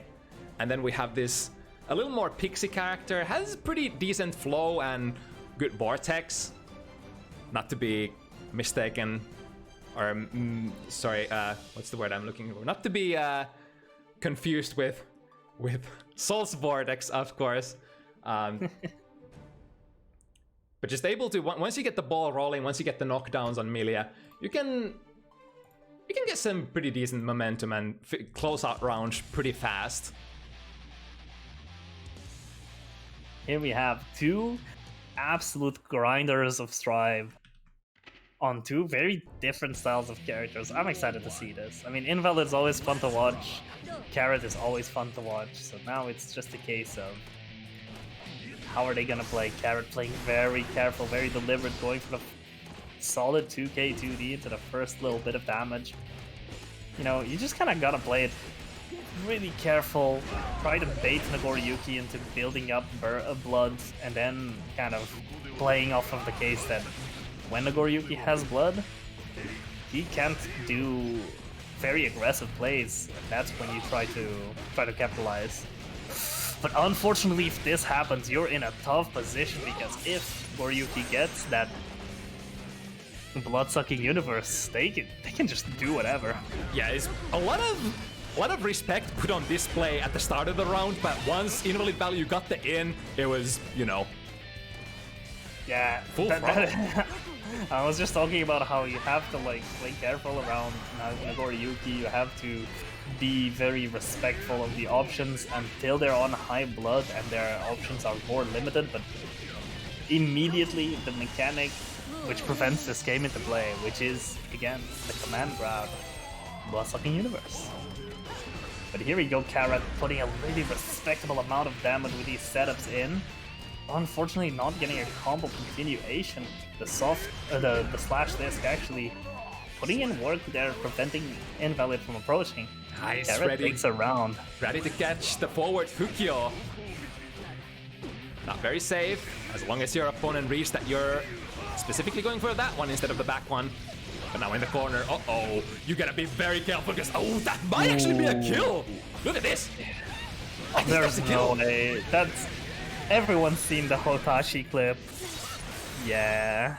It's honestly, you gotta work so hard, so diligently to get the rounds, and just accept that sometimes rounds like this are gonna happen against Nagoriyuki. It's super important that you don't tilt when things like this happens and you get deleted off like 2-touch. Yeah, you know, you can't see this matchup and not think of the very famous Hotashi clip. Watch this every time you think about picking Nelia, and that's an unfortunate reality of the situation, is that Nago just doesn't have to put in as much effort as you do to get damage in this matchup. You just get hit by one solid sword, and you're gone. Invalid taking the first round of game 2. How do you not tilt if that happens? Hey, that's how champions are made. That's the top level mentality. And I guess that's why the top players are the best at what they do. Yeah, exactly, because to keep a level head when you're getting, you know, bonked into the corner by Nagoriyuki, that is not an easy feat. Oh, really solid jimmying the command grab, and now actually getting a counter hit, jump in onto invalid value. And now still needs to put in a lot of effort to get this last bit of health out of invalid value. Capel actually getting important bits of damage, important hits. It's so sick. I think Carrot has been going for these sort of rogue mini mix-up with the Capel so far. I don't know if it's left or right for some of those Capels that Carrot has been playing. And with that said, you know, after taking that really tragic first round, Carrot was able to just play level-headed still and take another good round. So once again, is this what we need to see? Is this what God level Milia looks like? That was a really solid dash over 2H. Okay. Ooh, misses the whiff punish. Too slow to get the whiff punish. Now gets hit, low slash. Oh my god, the read! Is baited, but Invalid is too slow to actually get the punish on it. There we go, this low time. Slash anti-air. Milia, you're not the only one who has that, and now blood suck. Wall broken. That glow slash hits so far up. I think if invalid value sort of twitches and tries to anti-air too early, the Capel might actually get them. But if they, you know, wait for the perfect timing when Melia is just above you, go for the glow slash, that should be able to do the job most of the time, right? So again, probably comes down to very specific timing and very delicate positioning. Is invalid value immediately trying to just choke out Carrot into the corner, just to not give Melia any room to breathe. Oh. Again, with this really fast first round, this has been the kind of the brand of all of these 3 games that we've seen so far. It was the first round happens just really fast, really dominant, but now Carrot, okay, getting the grab set up. Going for another one. Air card canceling. Into the jump B, getting the punish. Did that drift PRC so late that invalid value had actually thought it was 2S hitting so far, and now Carrot with invalid at just a smidgen of health being just slashed in the corner. Oh no! Oh my god, gets the back there, but no! What's the TK? Bad Moon, that was so concerning. That was so concerning. My heart skipped a beat on Carrot's behalf. How do you not tilt after getting hit for 80% after having put so much effort so far in a round? Invalid with a really good air grab.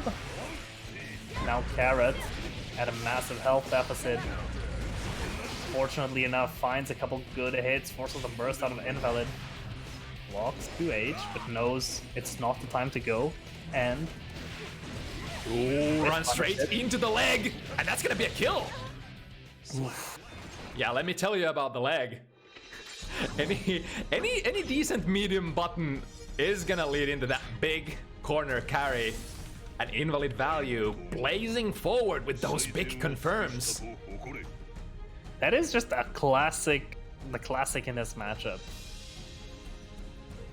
It's like you do have the movement, and on, you know, on Nago side, you gotta be careful about whiffing, especially too heavy, because Melia is fast. Melia is fast, her buttons are fast, and you have a lot of whiff punish potential, but... Okay, solid whiff punish. Ooh, unfortunately getting hit by the Beyblade and forced to go for... the patience! Wow, that was a really good air grab. RCing out of the whiff and grab. Oh my god, that Really actually close to trailed. popping. Oof, look at that blood gauge. Who gets the left right? Here we go! It's the backside! Left right. Oh my god, the mixes! Gets it right this time. Invalid isn't even able to use many special moves out of this because even a Fukio could cause a burst at this point. Carrot is just playing it very carefully, but gets hit by the 2H. Goes for the YRC to get out. Oh, Now. they were actually popping. I didn't even notice that. Carrot played that super well. Still, it is very much an uphill battle. The very edge of that blue burst hitting. Now, double air dash, gets the space. Another mix, another knockdown. Oh, good grab, good call out on Invalid's part. Now gotta be really careful here on defense. This is what could end the round. Look at that risk gauge. Any tiny hit from invalid value can just spell the end for little Melia. But thankfully, Carrot is still going and the risk gauge is slowly ticking down, giving some hope that even if he does get counter hit, Carrot won't get messed up. Still in the danger zone. One hit from Nago. Oh my god, is that the hit? Oh, I was sweating there. Okay. Getting on the board. 3-1. Alright. No perfect set from Invalid. But Carrot, once again, has to work super hard for this. Oh, get the burst. Bait. Unfortunately, yeah, it hit airborne, so Carrot didn't get a whole lot of. Wow, that couple actually counterpoked. What? The 5B trying to go into the 6H now. Oh, this is going to do a lot. Even if it doesn't kill right away, it'll still hit like a motherfucker. Yeah, I think one of the important reasons why invalid value cancels into that. Really close to bursting. Yeah, that was the reason why they went for the super. They absolutely needed the blood returnal for not to pop there from the super. Okay, now Carrot can act going for the double mix. 3 mixes. There's so much damage. All things considered, considering we're talking about Milio, who has a very unfortunate lack of it. Wow! And just a 5D raw. Get the round. I really appreciate these players who have the presence of mind to actually just tap the 5D when they need one more hit. Because I always forget myself. Ooh, meets the Pukyo forward with a low.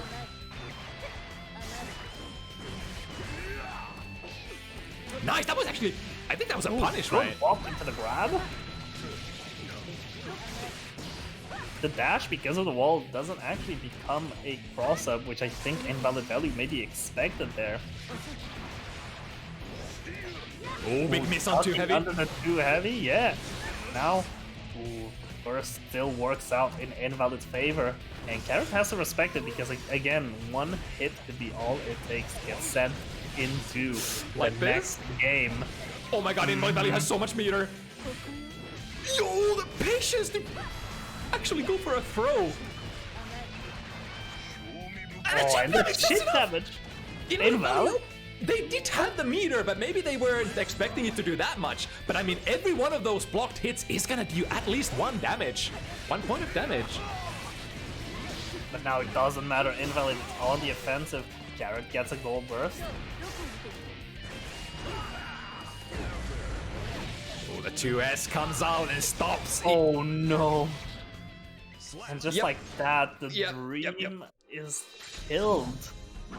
And Carrot has to go into the next match, looking to start catching up on points. Yeah, holding that in their heart that, oh man, I again ran into one button into 50 health. Or 50 damage. It's kind of fucked up because like the 2S also recovers so fast that even if you're like, look at that! CarrotOfWisdom tried to whiff punish that, but it just recovers so fast. Oh no, and look at this now. Being in the corner against Nago is such a difficult position to be in, especially when you're already at such a health difference. Oh and no. It's just gone like that. It's so tragic.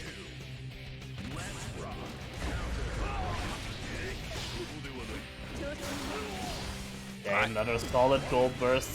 Carrot needs to really make this meter work. Make it. Oh, double dash.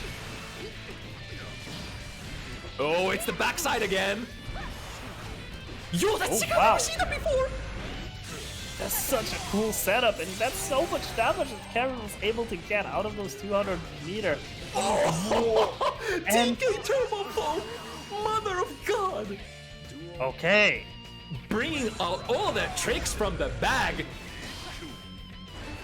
Super lucky there. That could have potentially been more. Good 6B. Gets out of the presser situation, but just one little bit away from popping. Invalid value so good at Nagoriyuki math. Just perfectly calculated usage of special moves every time. Oh, that wasn't the whip punish, but now Invalid value tried to go for something. Here comes all the blood fucking universe. Actually going to get the whip punish on the reversal winger. Oh no. Oh no. I think that's a kill. No, not quite. Carrot's still alive. Barely. Oh, perfect timing. 60. I think that was probably a punish on the landing. Either way, really good on invalid value for, you know, having the patience to wait for the whole turbo fall to go through. Oh, look at how much blood gauge has already been gained. Oh, baiting the winger. Oh, Which gets our seed. But Invalid is just playing at the level 3 blood and using Beyblade, which would have caused them to pop, but yeah, you better believe they were just ready to just slam special after special in attempt to try to catch Carrot there. 50% health, oh my goodness. Wake up, dash forward, into a throw, into another one. Backdash dodges the close slash meaty. Oh my god, the throw range! Catching from so far away. They're just throwing throws left and right. Again! Oh, got another one. Oh my god, Jesus Christ! Has the meter. And a whiff punish! That's not enough though! Still needs one good hit. There we go. What a round! How do you... How do you even commentate that? Sometimes you just gotta let the match play for itself a little bit. And now Invalid, one round away from going into set point. God, Carrot needs this so bad. Carrot has been trying their heart out, trying so much with all of these really good setups, but it's just such a massive wall of health to deal with and such big normals to get past. With that said, oh no, missed no, the the meaty! unfortunate drop, and that's cost the round. Oh, damn. What happened? Carrot definitely wanted that meaty, but I thought that must have been just a couple of frames of a miss. Was that the straw that broke stuff?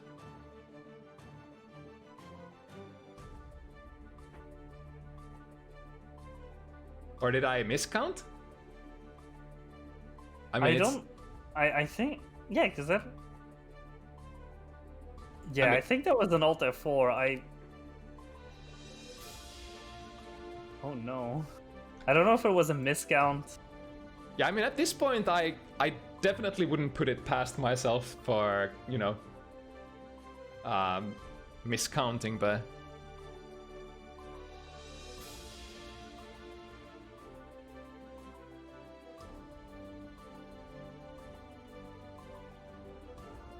Alright, I guess that's it. Damn. Invalid value still maintaining a very, very dominant position, is going nowhere.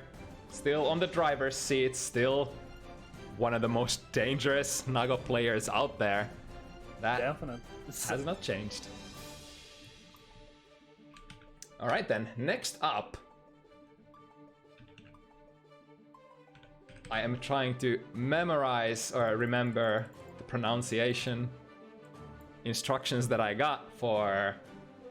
Yeah, I'm avoiding saying their name until you give me the all clear on how it's pronounced.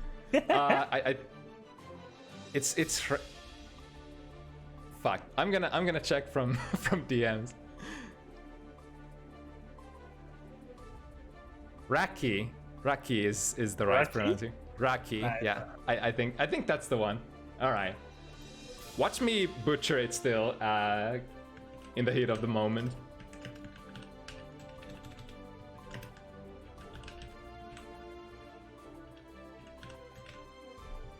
All right, so Raqyee. Let me. So a Croatian ramp player, Raqyee versus the player you've seen here quite a bit, ACIDG. This time choosing to rock with Potemkin. I think they do have two different main sort of Axel and Potemkin, but as far as I understood, they've just had a little more success recently with Potemkin. So choosing to tackle this matchup with Potemkin instead of Axel.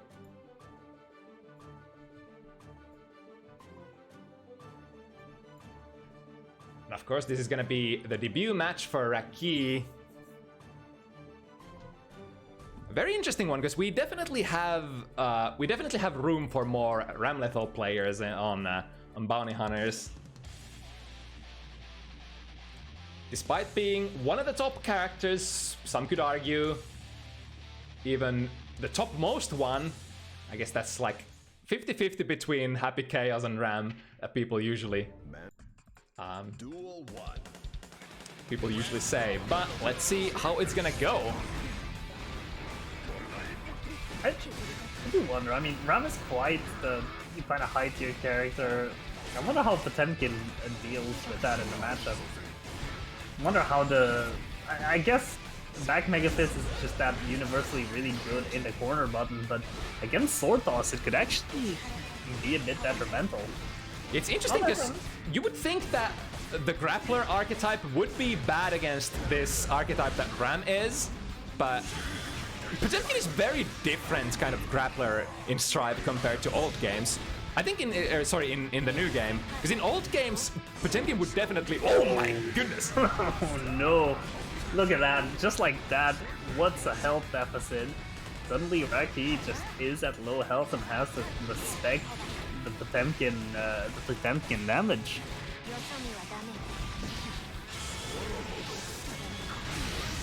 Oh, my reversal beats your reversal. Oof.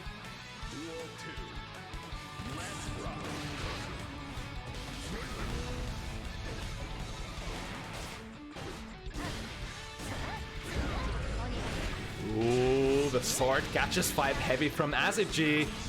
And the big wall break, yeah. Naga's not the only character who does this kind of damage. And that's against Potemkin as well. And Ramlethal is arguably a worse offender of it. It's sort of like Ram does need the position, like you have to be rather close to the corner to do it. Oh, the 5D comboing with the sword explosion to get a conversion in the corner. That's sick.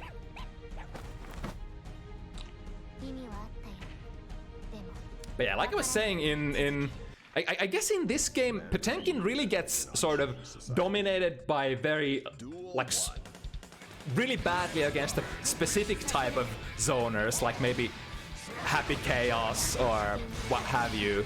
Not necessarily, you know, the neutral monsters like Ram. Although I would probably say this is probably not the easiest matchup for Potemkin either.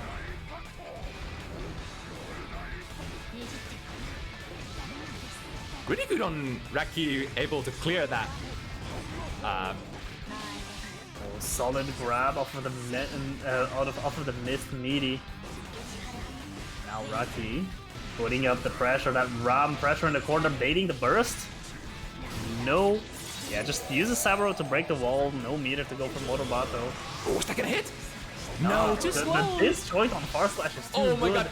Pulling out all the stops, trying to catch raqyee. Using all of the overdrives that you can. And there it is. A walk forward grab after the sword toss. I spend it all. I spend it all, but it was no good.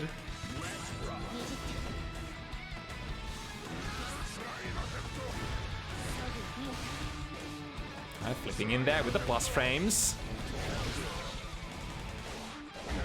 Oh, that was actually so important. Getting out of the danger zone, but right back in there. At this position, any hit from Ram is basically gonna be a massive conversion. Oh, here he goes. I guess luckily the wall had already taken a lot of damage there, so... Yeah, the wall starts taking damage as soon as you're past the midway point on the screen, so sometimes just, you know, doing these sequences for wall carry already leaves some damage in, and Ramlethal especially deals so much damage to the wall that that is so dirty. All in on Potemkin to prove a point. I respect that. Alright, second one for raqyee. ACIDG hasn't been able to mount any substantial offense so far. A couple of really good busters out of defensive situations, but... Oh, another solid burst bait. Yeah, it's and like... the Motobato... When you're in the corner... Without Wiki any swords, it didn't do that much damage. but even still. I'm sorry, you were saying something? I didn't mean to interrupt. I forgot. Maybe it'll come back to me. Oh no, I'm really sorry. Nice read. Not letting raqyee has been running away with those Rekka cancels quite a bit, and yeah, they're quite difficult to punish, especially if Ramuthal has a little bit of positional advantage. Oh, there's a lot of damage, and now ACIDG just one hit away from winning. Just needs to take it kind of easy here. Make sure to not get into those big infinite pressure strings. yeah, there we go. But it's like pressing button against any Rekka is really scary, because like the second Rekka or the third Rekka has a frame trap counter hit. That's one of the biggest starters in the game. That actually hurts like hell. Ooh, too far to get to K2D, but now in the corner. This is in the corner. We've seen Ram grab Potemkin more times than the opposite has happened. Potemkin here, ACIDG is going to need to try the grapples a little bit more. Otherwise, it can be a little bit of. Oh no! I apologize. There's an ambulance. Just go fast. I hope whoever's in it is fine. That was such a good burst bait from ACIDG. Oh, there we go! Yo! Make him explode! I kind of missed. What? How much health? Well, there it is. That's how much health. Off of the Hammerfall PRC Heavenly. But the job is not done. There we go. 5 heavy. There it is. Did raqyee just do what I think they did? Did they just commit to a full screen dash into a throw? Ram players want that one thing, and it's disgusting. Duel 1.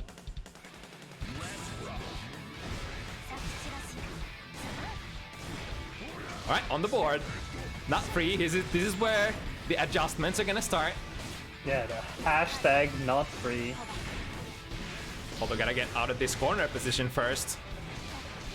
But look at that risk. Thankfully, ACIDG actually is able to get away from the corner, so it won't be that bad. Oh, the 6B. Fortunately for ACIDG, not a lot of reward off of that button. And now, Hammerfall RC. Ooh, the reset!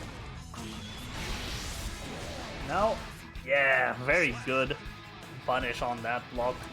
Reversal super. Yeah, I think the MVP stuff for ACIDG so far has been just, you know, capitalizing out of raqyee's mistakes. The burst baits, the, you know, gaps in the pressure, reading the supers. That's, I guess that is one way to win the matchup. It's like they don't want to press too many buttons, because pressing buttons against Ram is fairly dangerous. Who catches the backdash? Really solid PRC. Now those 6Ks to put up a bit of pressure. Mega fisting forward, and raqyee trying to punish it. Oh, catches the throw attempt. Fully charged 5D. It's quite a bit of damage.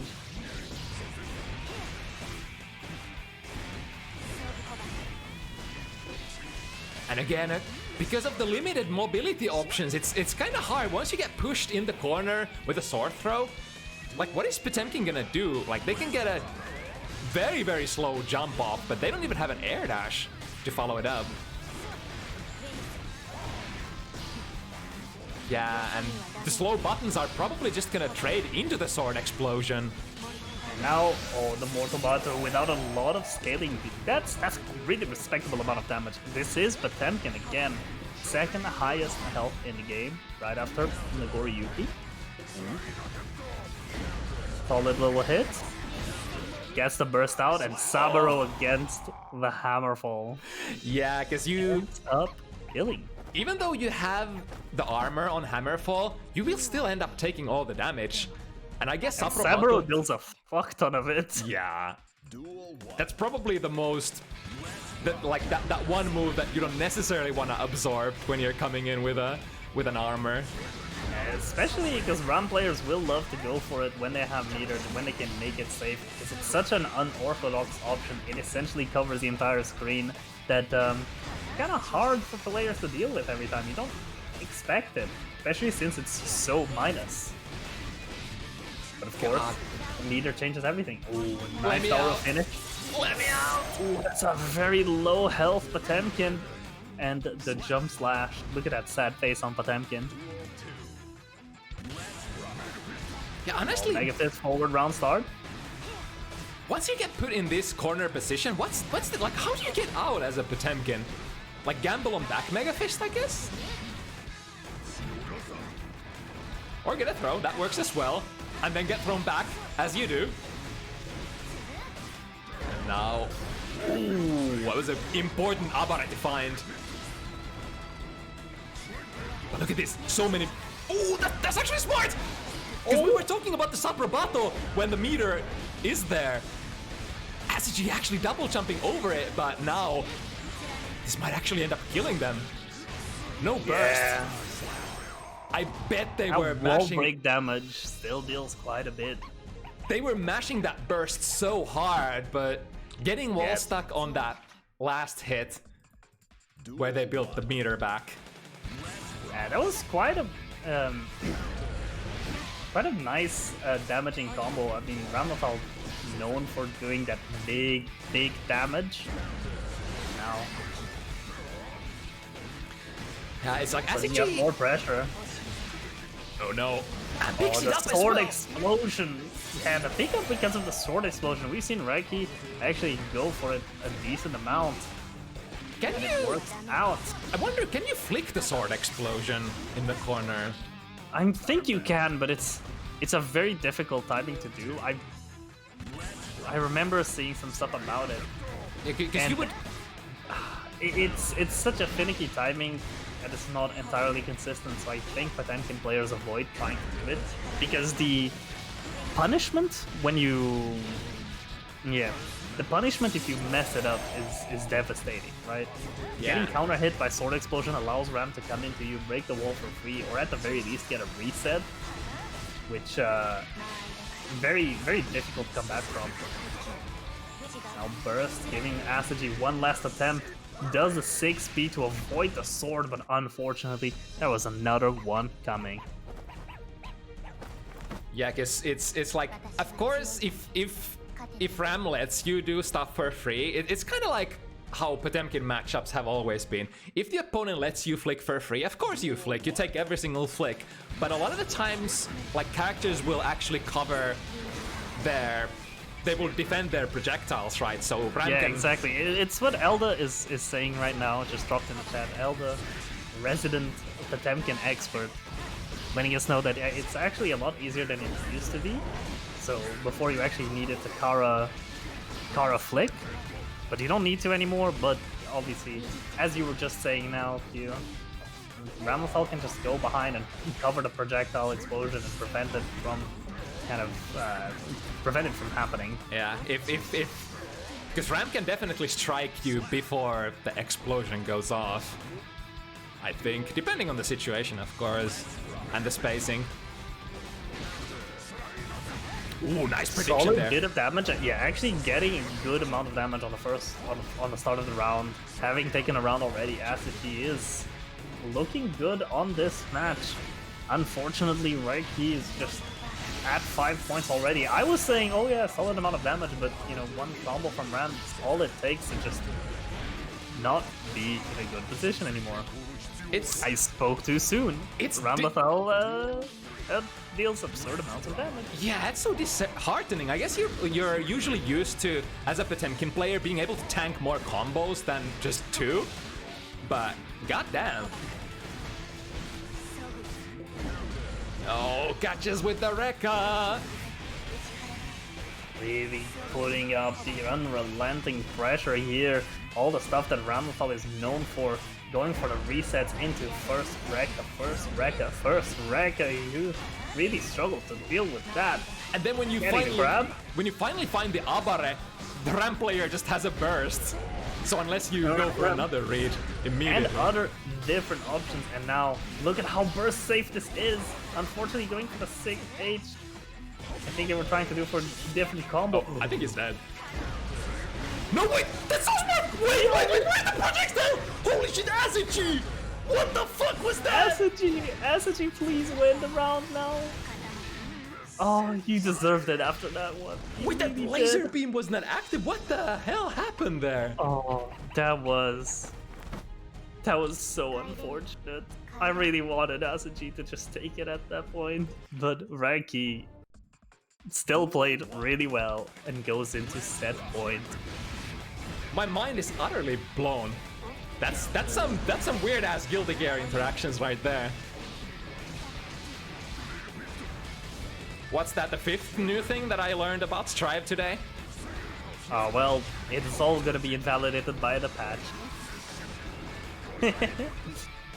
Probably not, but... Oh, but the decisive read reads the Buster, gets out. Kinda? Oh, that beat knuckle. Oh, see, this is what we were talking about earlier. That Saburo with meter. Who expects the full screen negative option? With the meter to back it up, it's actually quite safe. Quite a good option to go for. And there it is. Now, ACIDG hoping to get further into the board, but with an unfortunate start to the round, gets the solid read. Oh, not even the armor helped out there. I think they cancelled their Hammerfall. Now here's the question, are we gonna burst this round? Are we gonna try to end it? Oh, too far for Potemkin. Oh, solid Hammerfall AA hit with the Roman cancel. Unfortunately, it doesn't hit the Mega Fist. That's a decent win for ACIDG though, because raqyee had to spend their burst here. Fully charged dust. But ACIDG is going with burst into the next round, so this could be an important bit of advantage needed to take the round. The downside is, how often do you get to burst Ram? I guess there's one burst that worked out. Yeah, there's some good opportunities. Oh, solid flick on the sword explosion, as we were talking about earlier. Yeah, if it's like if Ram is there, 5D this time. Yeah, if Ram is not there, yeah, there we go. Yeah. Yeah, with Ram staying at full screen, you can just do it, and it's actually gonna work out pretty well. But look at the risk built up. Oh my god. Solid slide ahead there to check the Saburo coming. Yo, we crossed up! I think ACIDG crossed themselves up, unfortunately. And now backwards Mega Fist, solid option, and now Garuda. Oof, unfortunately that Hammerfall did not get the hit. Now Gigantor actually getting the hit and a 6H to finish it off. Alright, ACIDG at the very last minute actually managing to clutch out the round. But there are you still need to win 5 more. Oh my god. Such a gamble, but it worked out. The Kara Buster, but raqyee already in the skies. And now I think that was an attempted flick that misinputted, I think.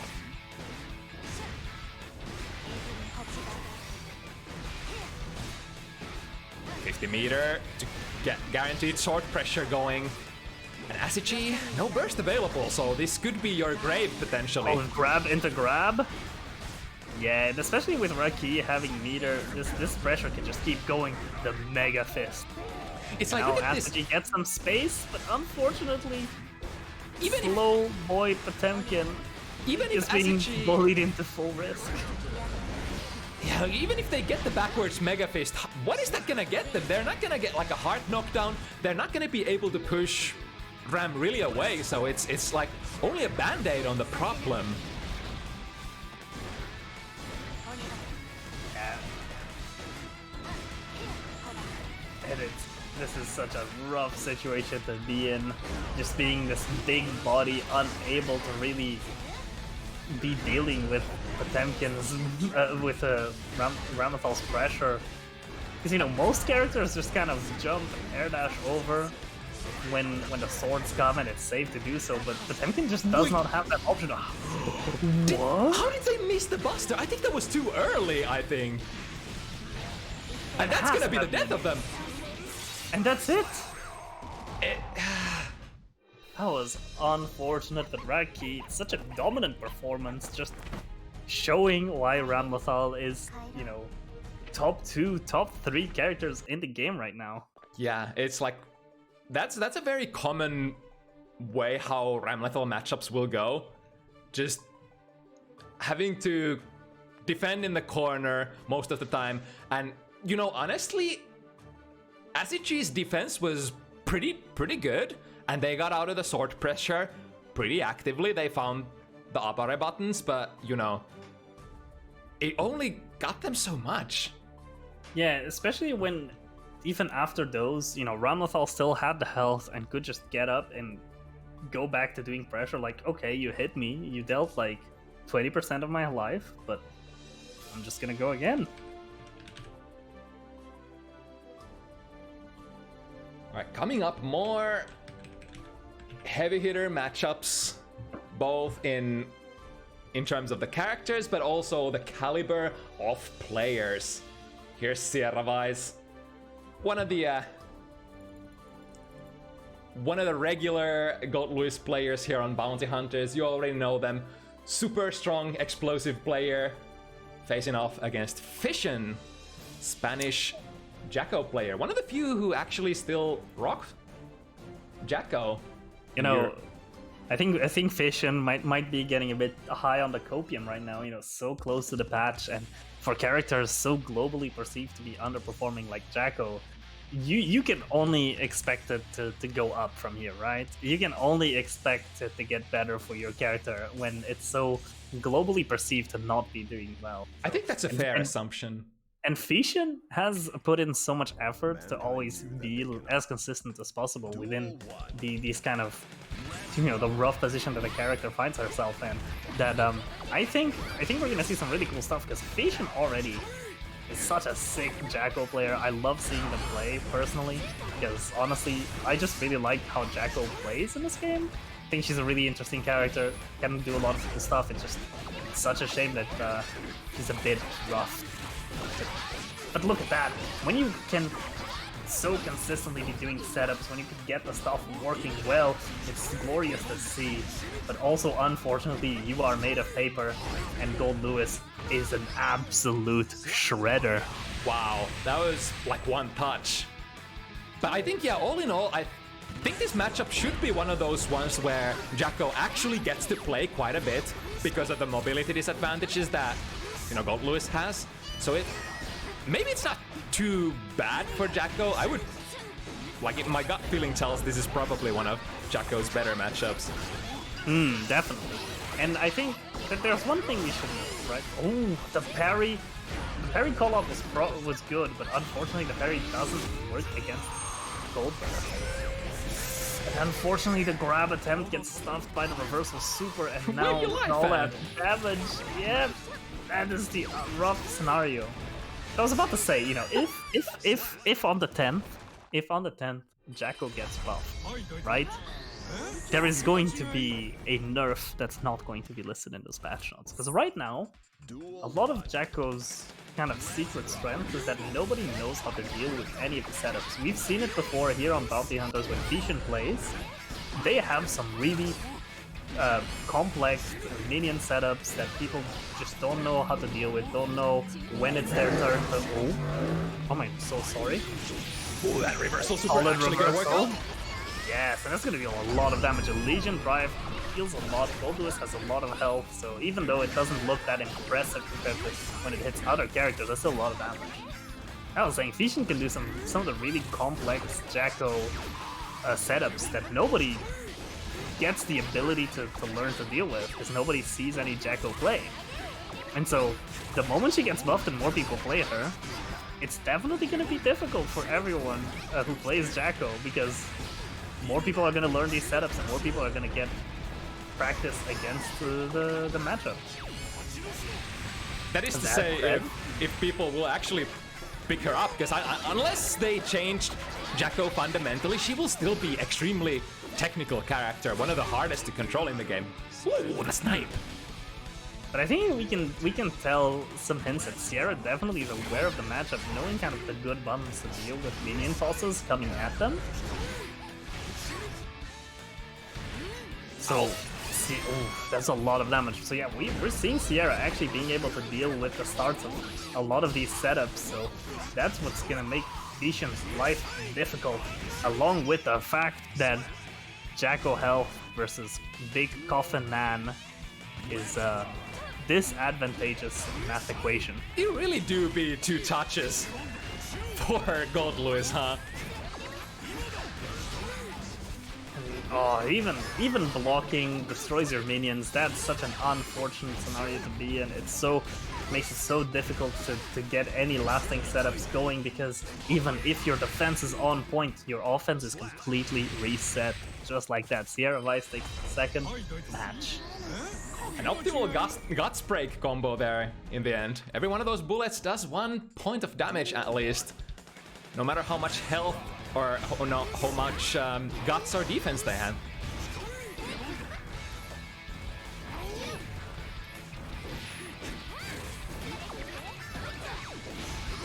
I guess like one problem, another. Oh, Sierra Vice was attempting that burst bait previous round as well. And Fecian doesn't have a lot of meter either. This is, yeah, it's kind of the point where you say, I think I'm already dead. I'm not dead, but I kind of am. Wow, the active frames of jump D actually ended up poking the minions out. The burst used, not to get stuck in the corner. The left-right lands on the front, this time in the back. Good defense from by Fecian. Clears that one. The drone is coming. Oh, actually hits Fecian. Full on. Oh, the bounces. The minion bounces. Oh, the 2P checks as an anti-air. That's such a good option to press there. Just the fastest button you have, just throwing it out, because then even if it gets blocked, it gets rid of the minion that's behind you. But the RPS on like 2D and soccer kick must be pretty frustrating for Gold Lewis, because a very common option when Jacko, after the soccer kick, picks a minion up and runs away or jumps away, you should like chase. You should dash forward and try to get in a position to tag them. But like, because Gold Lewis has such a slow dash, they might not be able to. I'm not sure. Ooh, anti-air. Going for the slow, meaty coffin swing. I'm trying to go for a 2B. Like, you can see Sierra Vice is swinging those up. Oh, that's actually gonna... Oh no, there was a one drone missing. One churn away from just having killed with that, but thankfully the gun just takes away so much meter when you FD it that Fecian just didn't have enough and died to chip. I think that was a math kill. I think Fecian actually ran out of meter there. They had to hold for the whole duration because they had only 1 hit point left. Yeah, I mean, that is what I was just saying. Now, just putting up the pressure, Fecian just needs to get in. And Sierra's actually been so good at dealing with these attempted minion setups. Ah, shit. Now with the meter super. Wow, that was such an important escape for Sierra. Fecian finally being able to put the super buff on display, but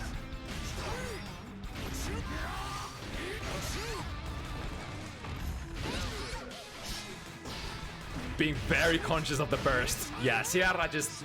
I think Fecian probably wanted to burst, but the thing is they couldn't. If they burst, it's just gonna whiff. All of those normals were disjointed at perfect spacing. Solid clash on 5E. Now, Fecian actually getting a little bit of a setup going. Yeah, 1 minion down. Oh, the gold burst unfortunately clearing the minions and getting Sierra a lot of meter to play with. the minion clashing with the disjoint on the Hema Typhoon is so tragic for Fecian, but now Fecian with a good knockdown sets up a minion 2P, even blocked again, destroys the minion, and now look at this damage, it's sent to the corner with Oki thrown. Wow, Sierra just... It seems like Sierra just knows all the gaps and has the perfect read to get out of pressure from Fecian. Thankfully for Fecian, got the double minion setup and manages to get the combo for the win. There we go, Clapton. Every single minion command is a tick throw for Jacko.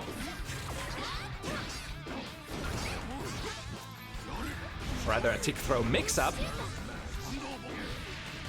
Run straight into the drone. Oh my god, whenever you miss the soccer kick like that, that's a dangerous one. It's usually not very punishable on block because it's gonna be cancelled, but... Oh my god, luckily for Fecian, Sierravais doesn't have the meter to drift forward out of this pressure. Yeah, now there's minions being thrown, being yeeted into the gold Lewis. Critical mass! Where your buddy's now, though? Oh no, the blocked gold burst is so unfortunate, but that 6H actually hits just far enough to potentially do a lot, but unluckily for Fecian has to deal with Gold Lewis block strength. Oh my god, he's dead! He's dead, he can't get out of this! This is a guaranteed kill! Jesus! Guaranteed chip damage. And the funny thing is, the decisive read was earlier. Fecian had that kill. Fecian actually had the kill with 5B, but they saw the burst on Sierra's side and chose to read the burst, but Sierra didn't burst. And then Sierra actually got the gold burst. There's a lot of RPS going on behind the scenes.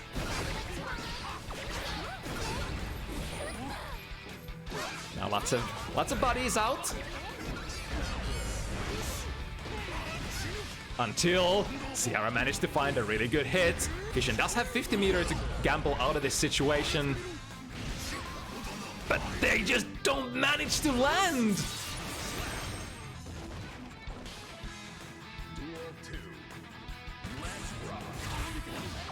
And it's the risk reward, the damage discrepancy. Like Fecian is landing so many good hits, controlling the screen, but it's one mistake like this. You put in the corner against Sierravais, against Gold Lewis.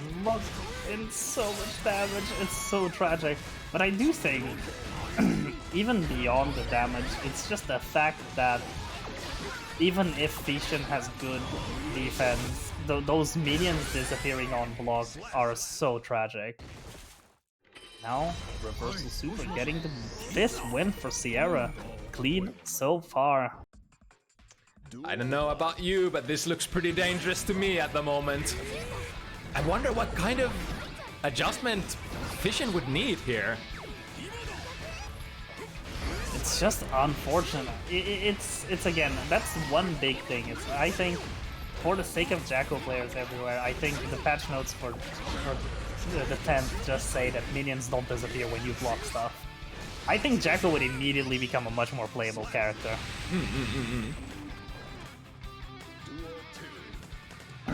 And now, one round away from going into set point. Sierra on the defensive gets a good coffin swing, clears the minions, and hits Fecian at the same time, punishing the 2D. Wow, and just now, let me land! just forcing Fecian to take chip damage in the air. I don't care if you're gonna keep blocking, you're gonna just take a ton of damage. There we go. 6-0 for Sierra. This gotta... It's just so unfortunate.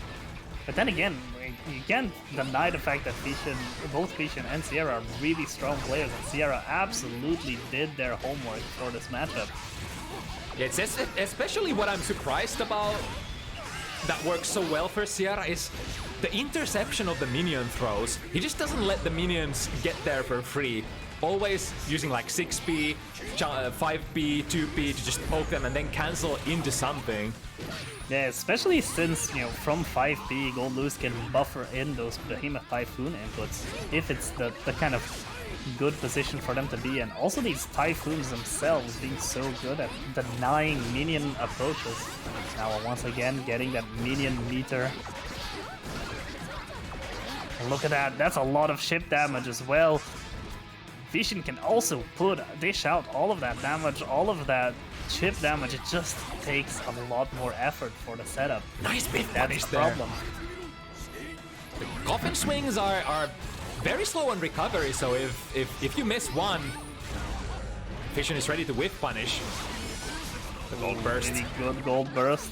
We've seen quite a few of these. They're really useful for dealing with minions.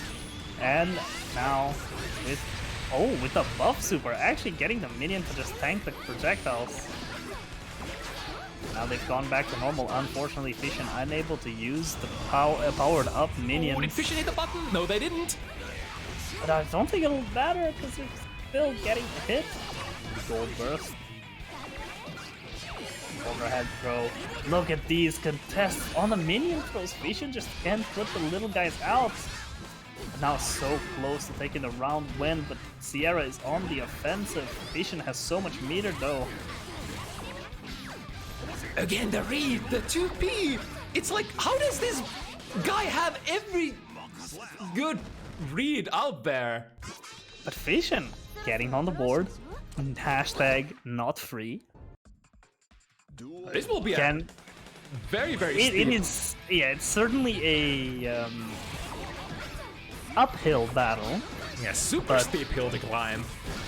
You know, we've seen Fecian take games, take sets 7-0 in here. Winning 6 in a row is not a unknown concept for Fecian. It's just going to be extremely difficult, especially when your first round is going like this. And it's still stuck. Hello? Please? That wall had magnets? Daisuke just decided, you know what, Jacko needs to die. With Fecian getting a nice gold burst, that's a lot of meter to play with, but unfortunately now without any meter to use without any burst to use defensively, could be a problem. Oh, is it over? Just one hit away? Uh-oh. Oh Has no. FT. You have some. Oh. And the nice read. Tragedy. Neutral jump D. Catches 2D from Fecian. My god, that was brutal. That was so brutal I wouldn't show that to any children under 18 years of age. What do you do? Man, how do you play Chaco if you don't get to set minions? It's like as soon as you throw them, yeah, you Sierra just takes you're them just out. not getting to play the character at that point. And yeah, Eliitti is already in the room for next match for the last set of the day, getting ready. Oh, once baby. again, the latest recurring character here, playing against Banshee, another recurring player. Excited to see, you know, what kind of tech are we gonna get to see this week. Eliitti has always been showing some good stuff every week since they've started, and every time they've leveled up.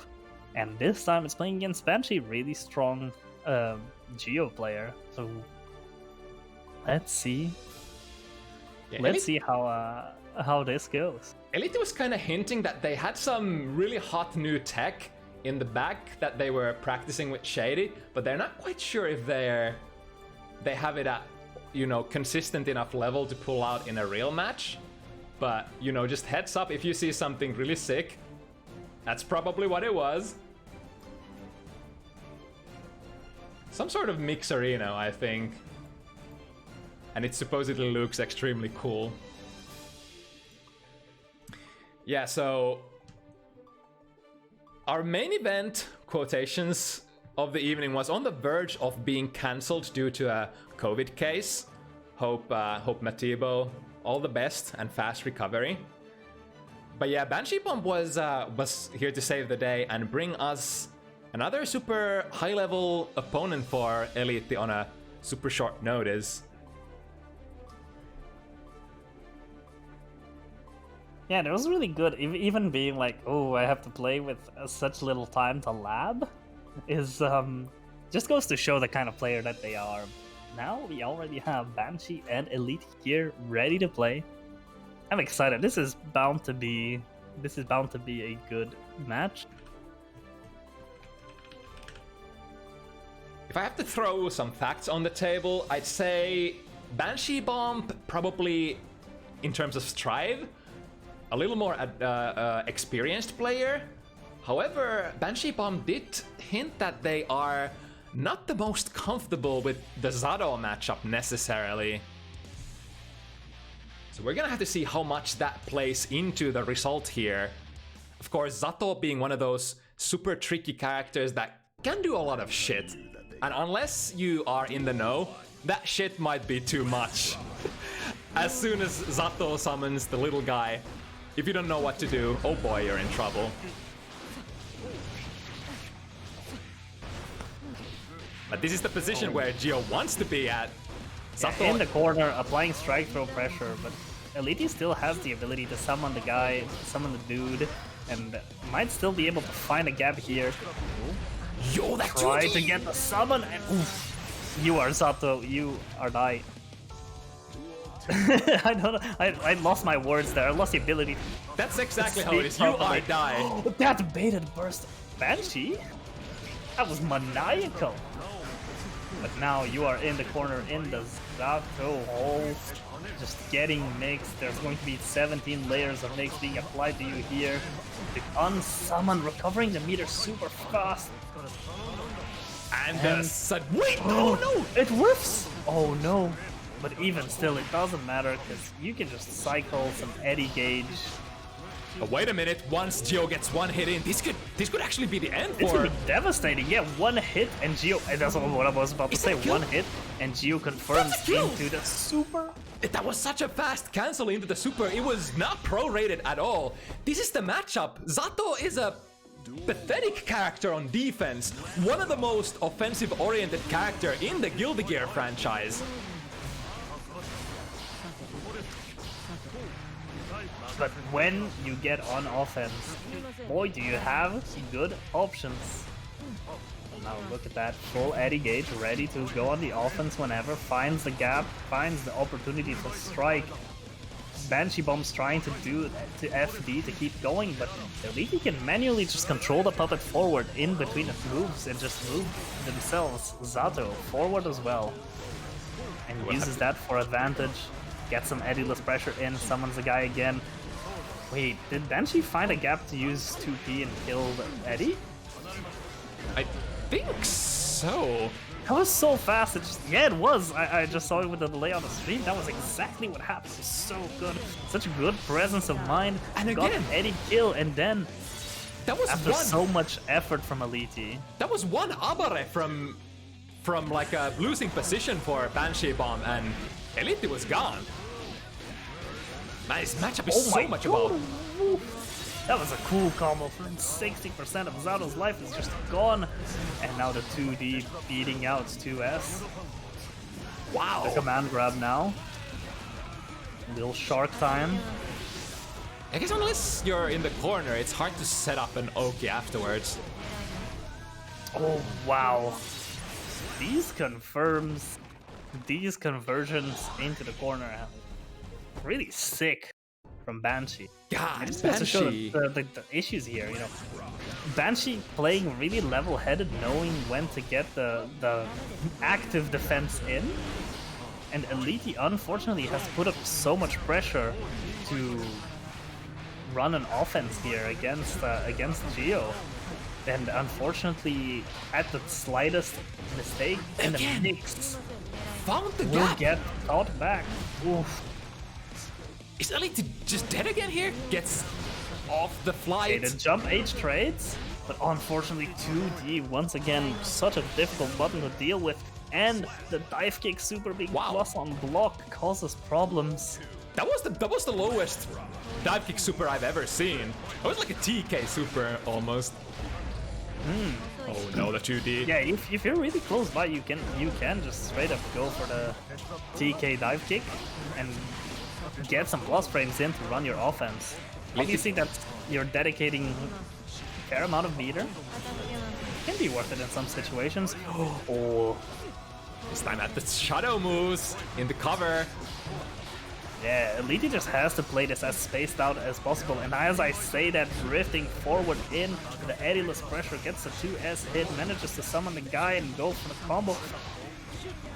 Trying to respect the burst, but Banshee is just being patient, knowing that they don't need to use the burst this round. Even if they lose a round, there's one more that they have, and Eliitti does not have that privilege.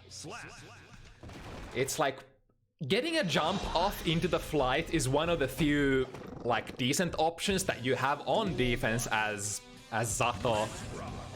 Eliitti has been utilizing that fairly well so far, but you know there are only so many gaps in Gio's pressure.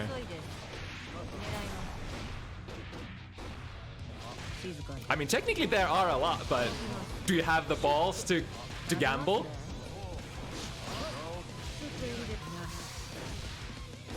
Oh wow, that was very late. Our RC on the 5D still ends up getting a wall break. Yeah. Oh, and Zato is a character who could potentially make this comeback. Banshee has all the meter and the burst in the world to spend though, if they so desire. Going for the break a lot to try and burst bait, but unfortunately the dive kick super just goes and gets the kill. Yeah, with the 50 meter, you're almost as dangerous as Zato once you get your jump off. Trying to fish it, close slash, close slash, close slash, but Eliitti doesn't quite manage to find the timing to the jump in.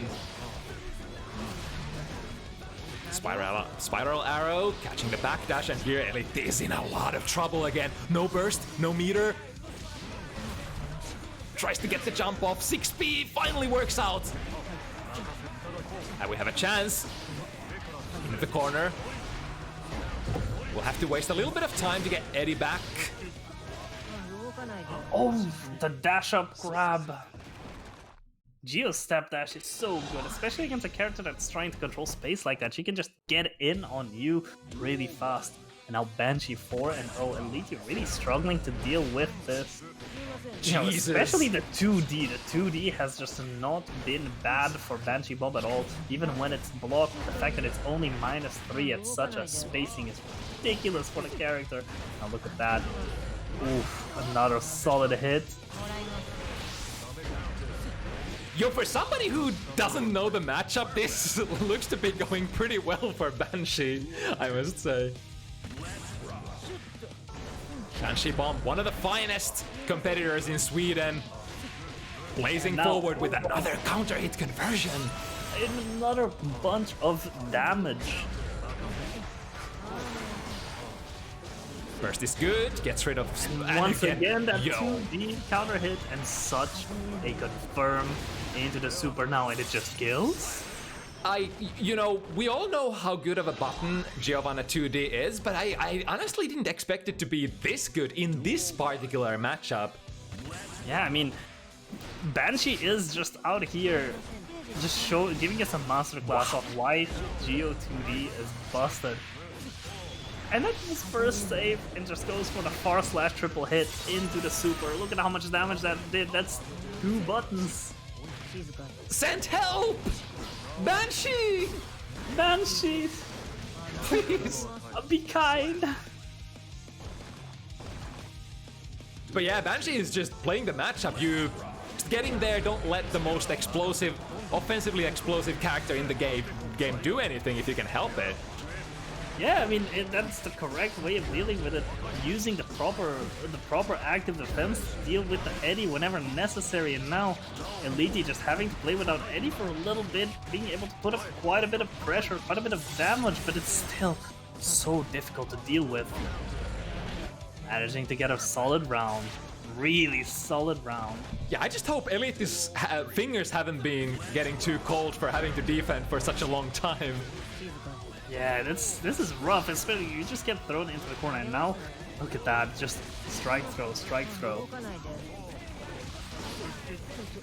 And if you guess wrong on the throw, you're just straight up dead. Thankfully the opposed actually gets a lot of work done. Eliitti's able to do a really good, solid amount of damage. Is that step dash gonna be cancelable? Oh, it gold bursted! That was so smart. That's nutty! And actually getting themselves on the board, Eliitti here, not going out for free. Once again, hashtag not free. Yeah, this time... But it's still going to be some effort. This time Banshee didn't manage to find the Abare out of the you know, the puppet pressure. It was honestly amazing that they managed to find like 2 escapes in a row from Eliitti's pressure earlier. It's generally respecting the burst, using Break the Law to try and evade it, but then just regularly blocking it. And now ready to apply a lot of pressure. Just going in. Oh, that was actually, oh, that's so cool. It was still punish on landing there. And again, this is not over yet, even though Eliitti has such a massive life lead. This is one combo. BansheeBomb has the meter. We're in one combo territory. I think he's dead. Yeah, that's it. Oh, the life bar. Unfortunate, Eliitti was so close. It's the life bar is just an aesthetic thing. I feel like one touch is a kill for Geo. Again, the 2B once again, yeah. How is he able to find it? BansheeBomb is out of their mind. This character who's Zato/Eddie, historically one of the most impossible characters to press anything against while the puppet is out. Banshee somehow able to just wiggle their way out. I was about to say, this was Eliitti's last chance to do something, but just gets grabbed. And now, set point for Banshee. The match, triple dash forward. The thing is, Oppose does not prevent you from dashing through like Happy Chaos clone, so if you read it, you can just dash and get the throw like Banshee did there. Oh, here's some good Zato pressure.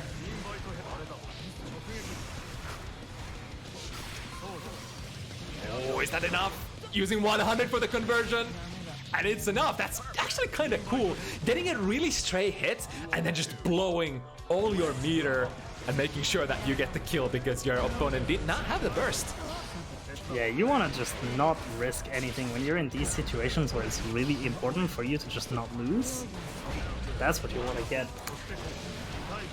I think Eliitti is really one of those players who play really well under pressure, so even if this is do or die, I would still give Eliitti pretty good chances to come out of this alive. Wow, there was Flip Kick trying to catch Eliitti flying. Here we go. Trying to bait out something.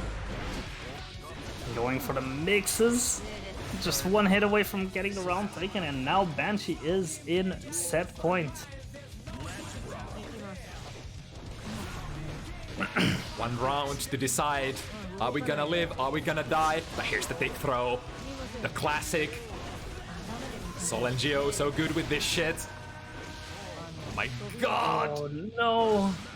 Thankfully for Eliitti, it's still not a kill, but that burst isn't gonna do much to help if you don't just use it for a gold burst potentially. And now one Eliitti just is going to need to go for it very hard. Oh! That what? Wait, you can recover? Oh no! What is that? That was so tragic. So you recover out of the wires in the air? And then just keep going. What am I seeing? I actually didn't know it works like that. That's nutty.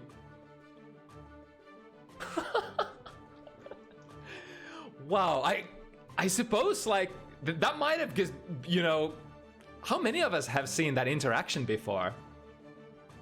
Maybe Eliitti was kind of getting prepared to punish on the landing. That's what I would have done. Damn. BansheeBomb. Yeah, that was insanely well played. I mean, you know, Eliitti really benefits typically from being able to do their homework and practice the matchup a lot. So I think if we were to have announced this matchup with more preparation time, I think Eliitti could have put up quite a bit of a fight. Yeah, I think I would this is a tried and true labber homework doer. I think like I would generally put Eliitti in the same category as Elda. Like if you give them a little bit of time and prepare their mind and body, it can only benefit them. But you know, it is what it is. The meta is a little different for last minute matches, and this time it went like so. And I mean, BansheeBomb has gone really toe-to-toe with some of the hardest hitters in Finland. 6-7 against Shady, 6-7 against Solid. Yeah, it's... we're talking about a really high caliber of player. Yeah, and I can't wait to see, you know, if their journey continues going, if they keep being put against a bunch of a diversity of matchups, they could still get a lot of practice against so many of the characters in the game, and you know, become one of the just strongest overall players we have here, aren't you? But that's it for this week. Our 7 matches. As per usual, if you want to sign up for next week, the easiest place to do that is join my Discord, bottom right corner of the screen, but you can also join pretty much any Strive relevant EU Discord. The sign up forms are going to be posted in there a couple of minutes after the event goes offline. Sign up with the character of your choice. We're going to set you up with a matchup of your skill level. Same time, same channel, 5 p.m. CEST every Sunday. Yeah, I guess. And the event is open to everyone, so make sure to just come in and sign up. Yeah, we've had a lot of like single North European signups recently, like 1 or 2 guys signing up, but it's like it's super hard if you don't have a lot of, you know, players of a certain region in your player pool. It's super hard to matchmake. And I've been trying to make cross-ocean matchups happen, maybe a little too actively, a little too overzealous with those, but I think from now on I'm gonna modify the sign-up sheet and sort of give an extra option to check for if you want to play against, you know, for example, if you're in Europe, if you only want to play strictly European players, or even if you want to play even within Europe somebody that's whose geolocation is right next to you. I think I'll allow players to get that choice in. Sometimes between Western Europe and the far reaches of Eastern Europe, especially depending on how the routing is done, a lot of people can have some troubled connection. And I mean, some people really don't mind if the connection is not stable, but I know like a lot of us are very picky about our connections, so it's an important thing. But yeah, that said, I am going to send you over to a dear friend of mine who made their VTuber debut actually this week, and they are playing Strive. Hell yeah. So give her our best regards. Some of you might potentially know who it is. But yeah. That's it. We'll see you again next week for a new episode of Bounty Hunters. Till then, stay safe and peace. See ya.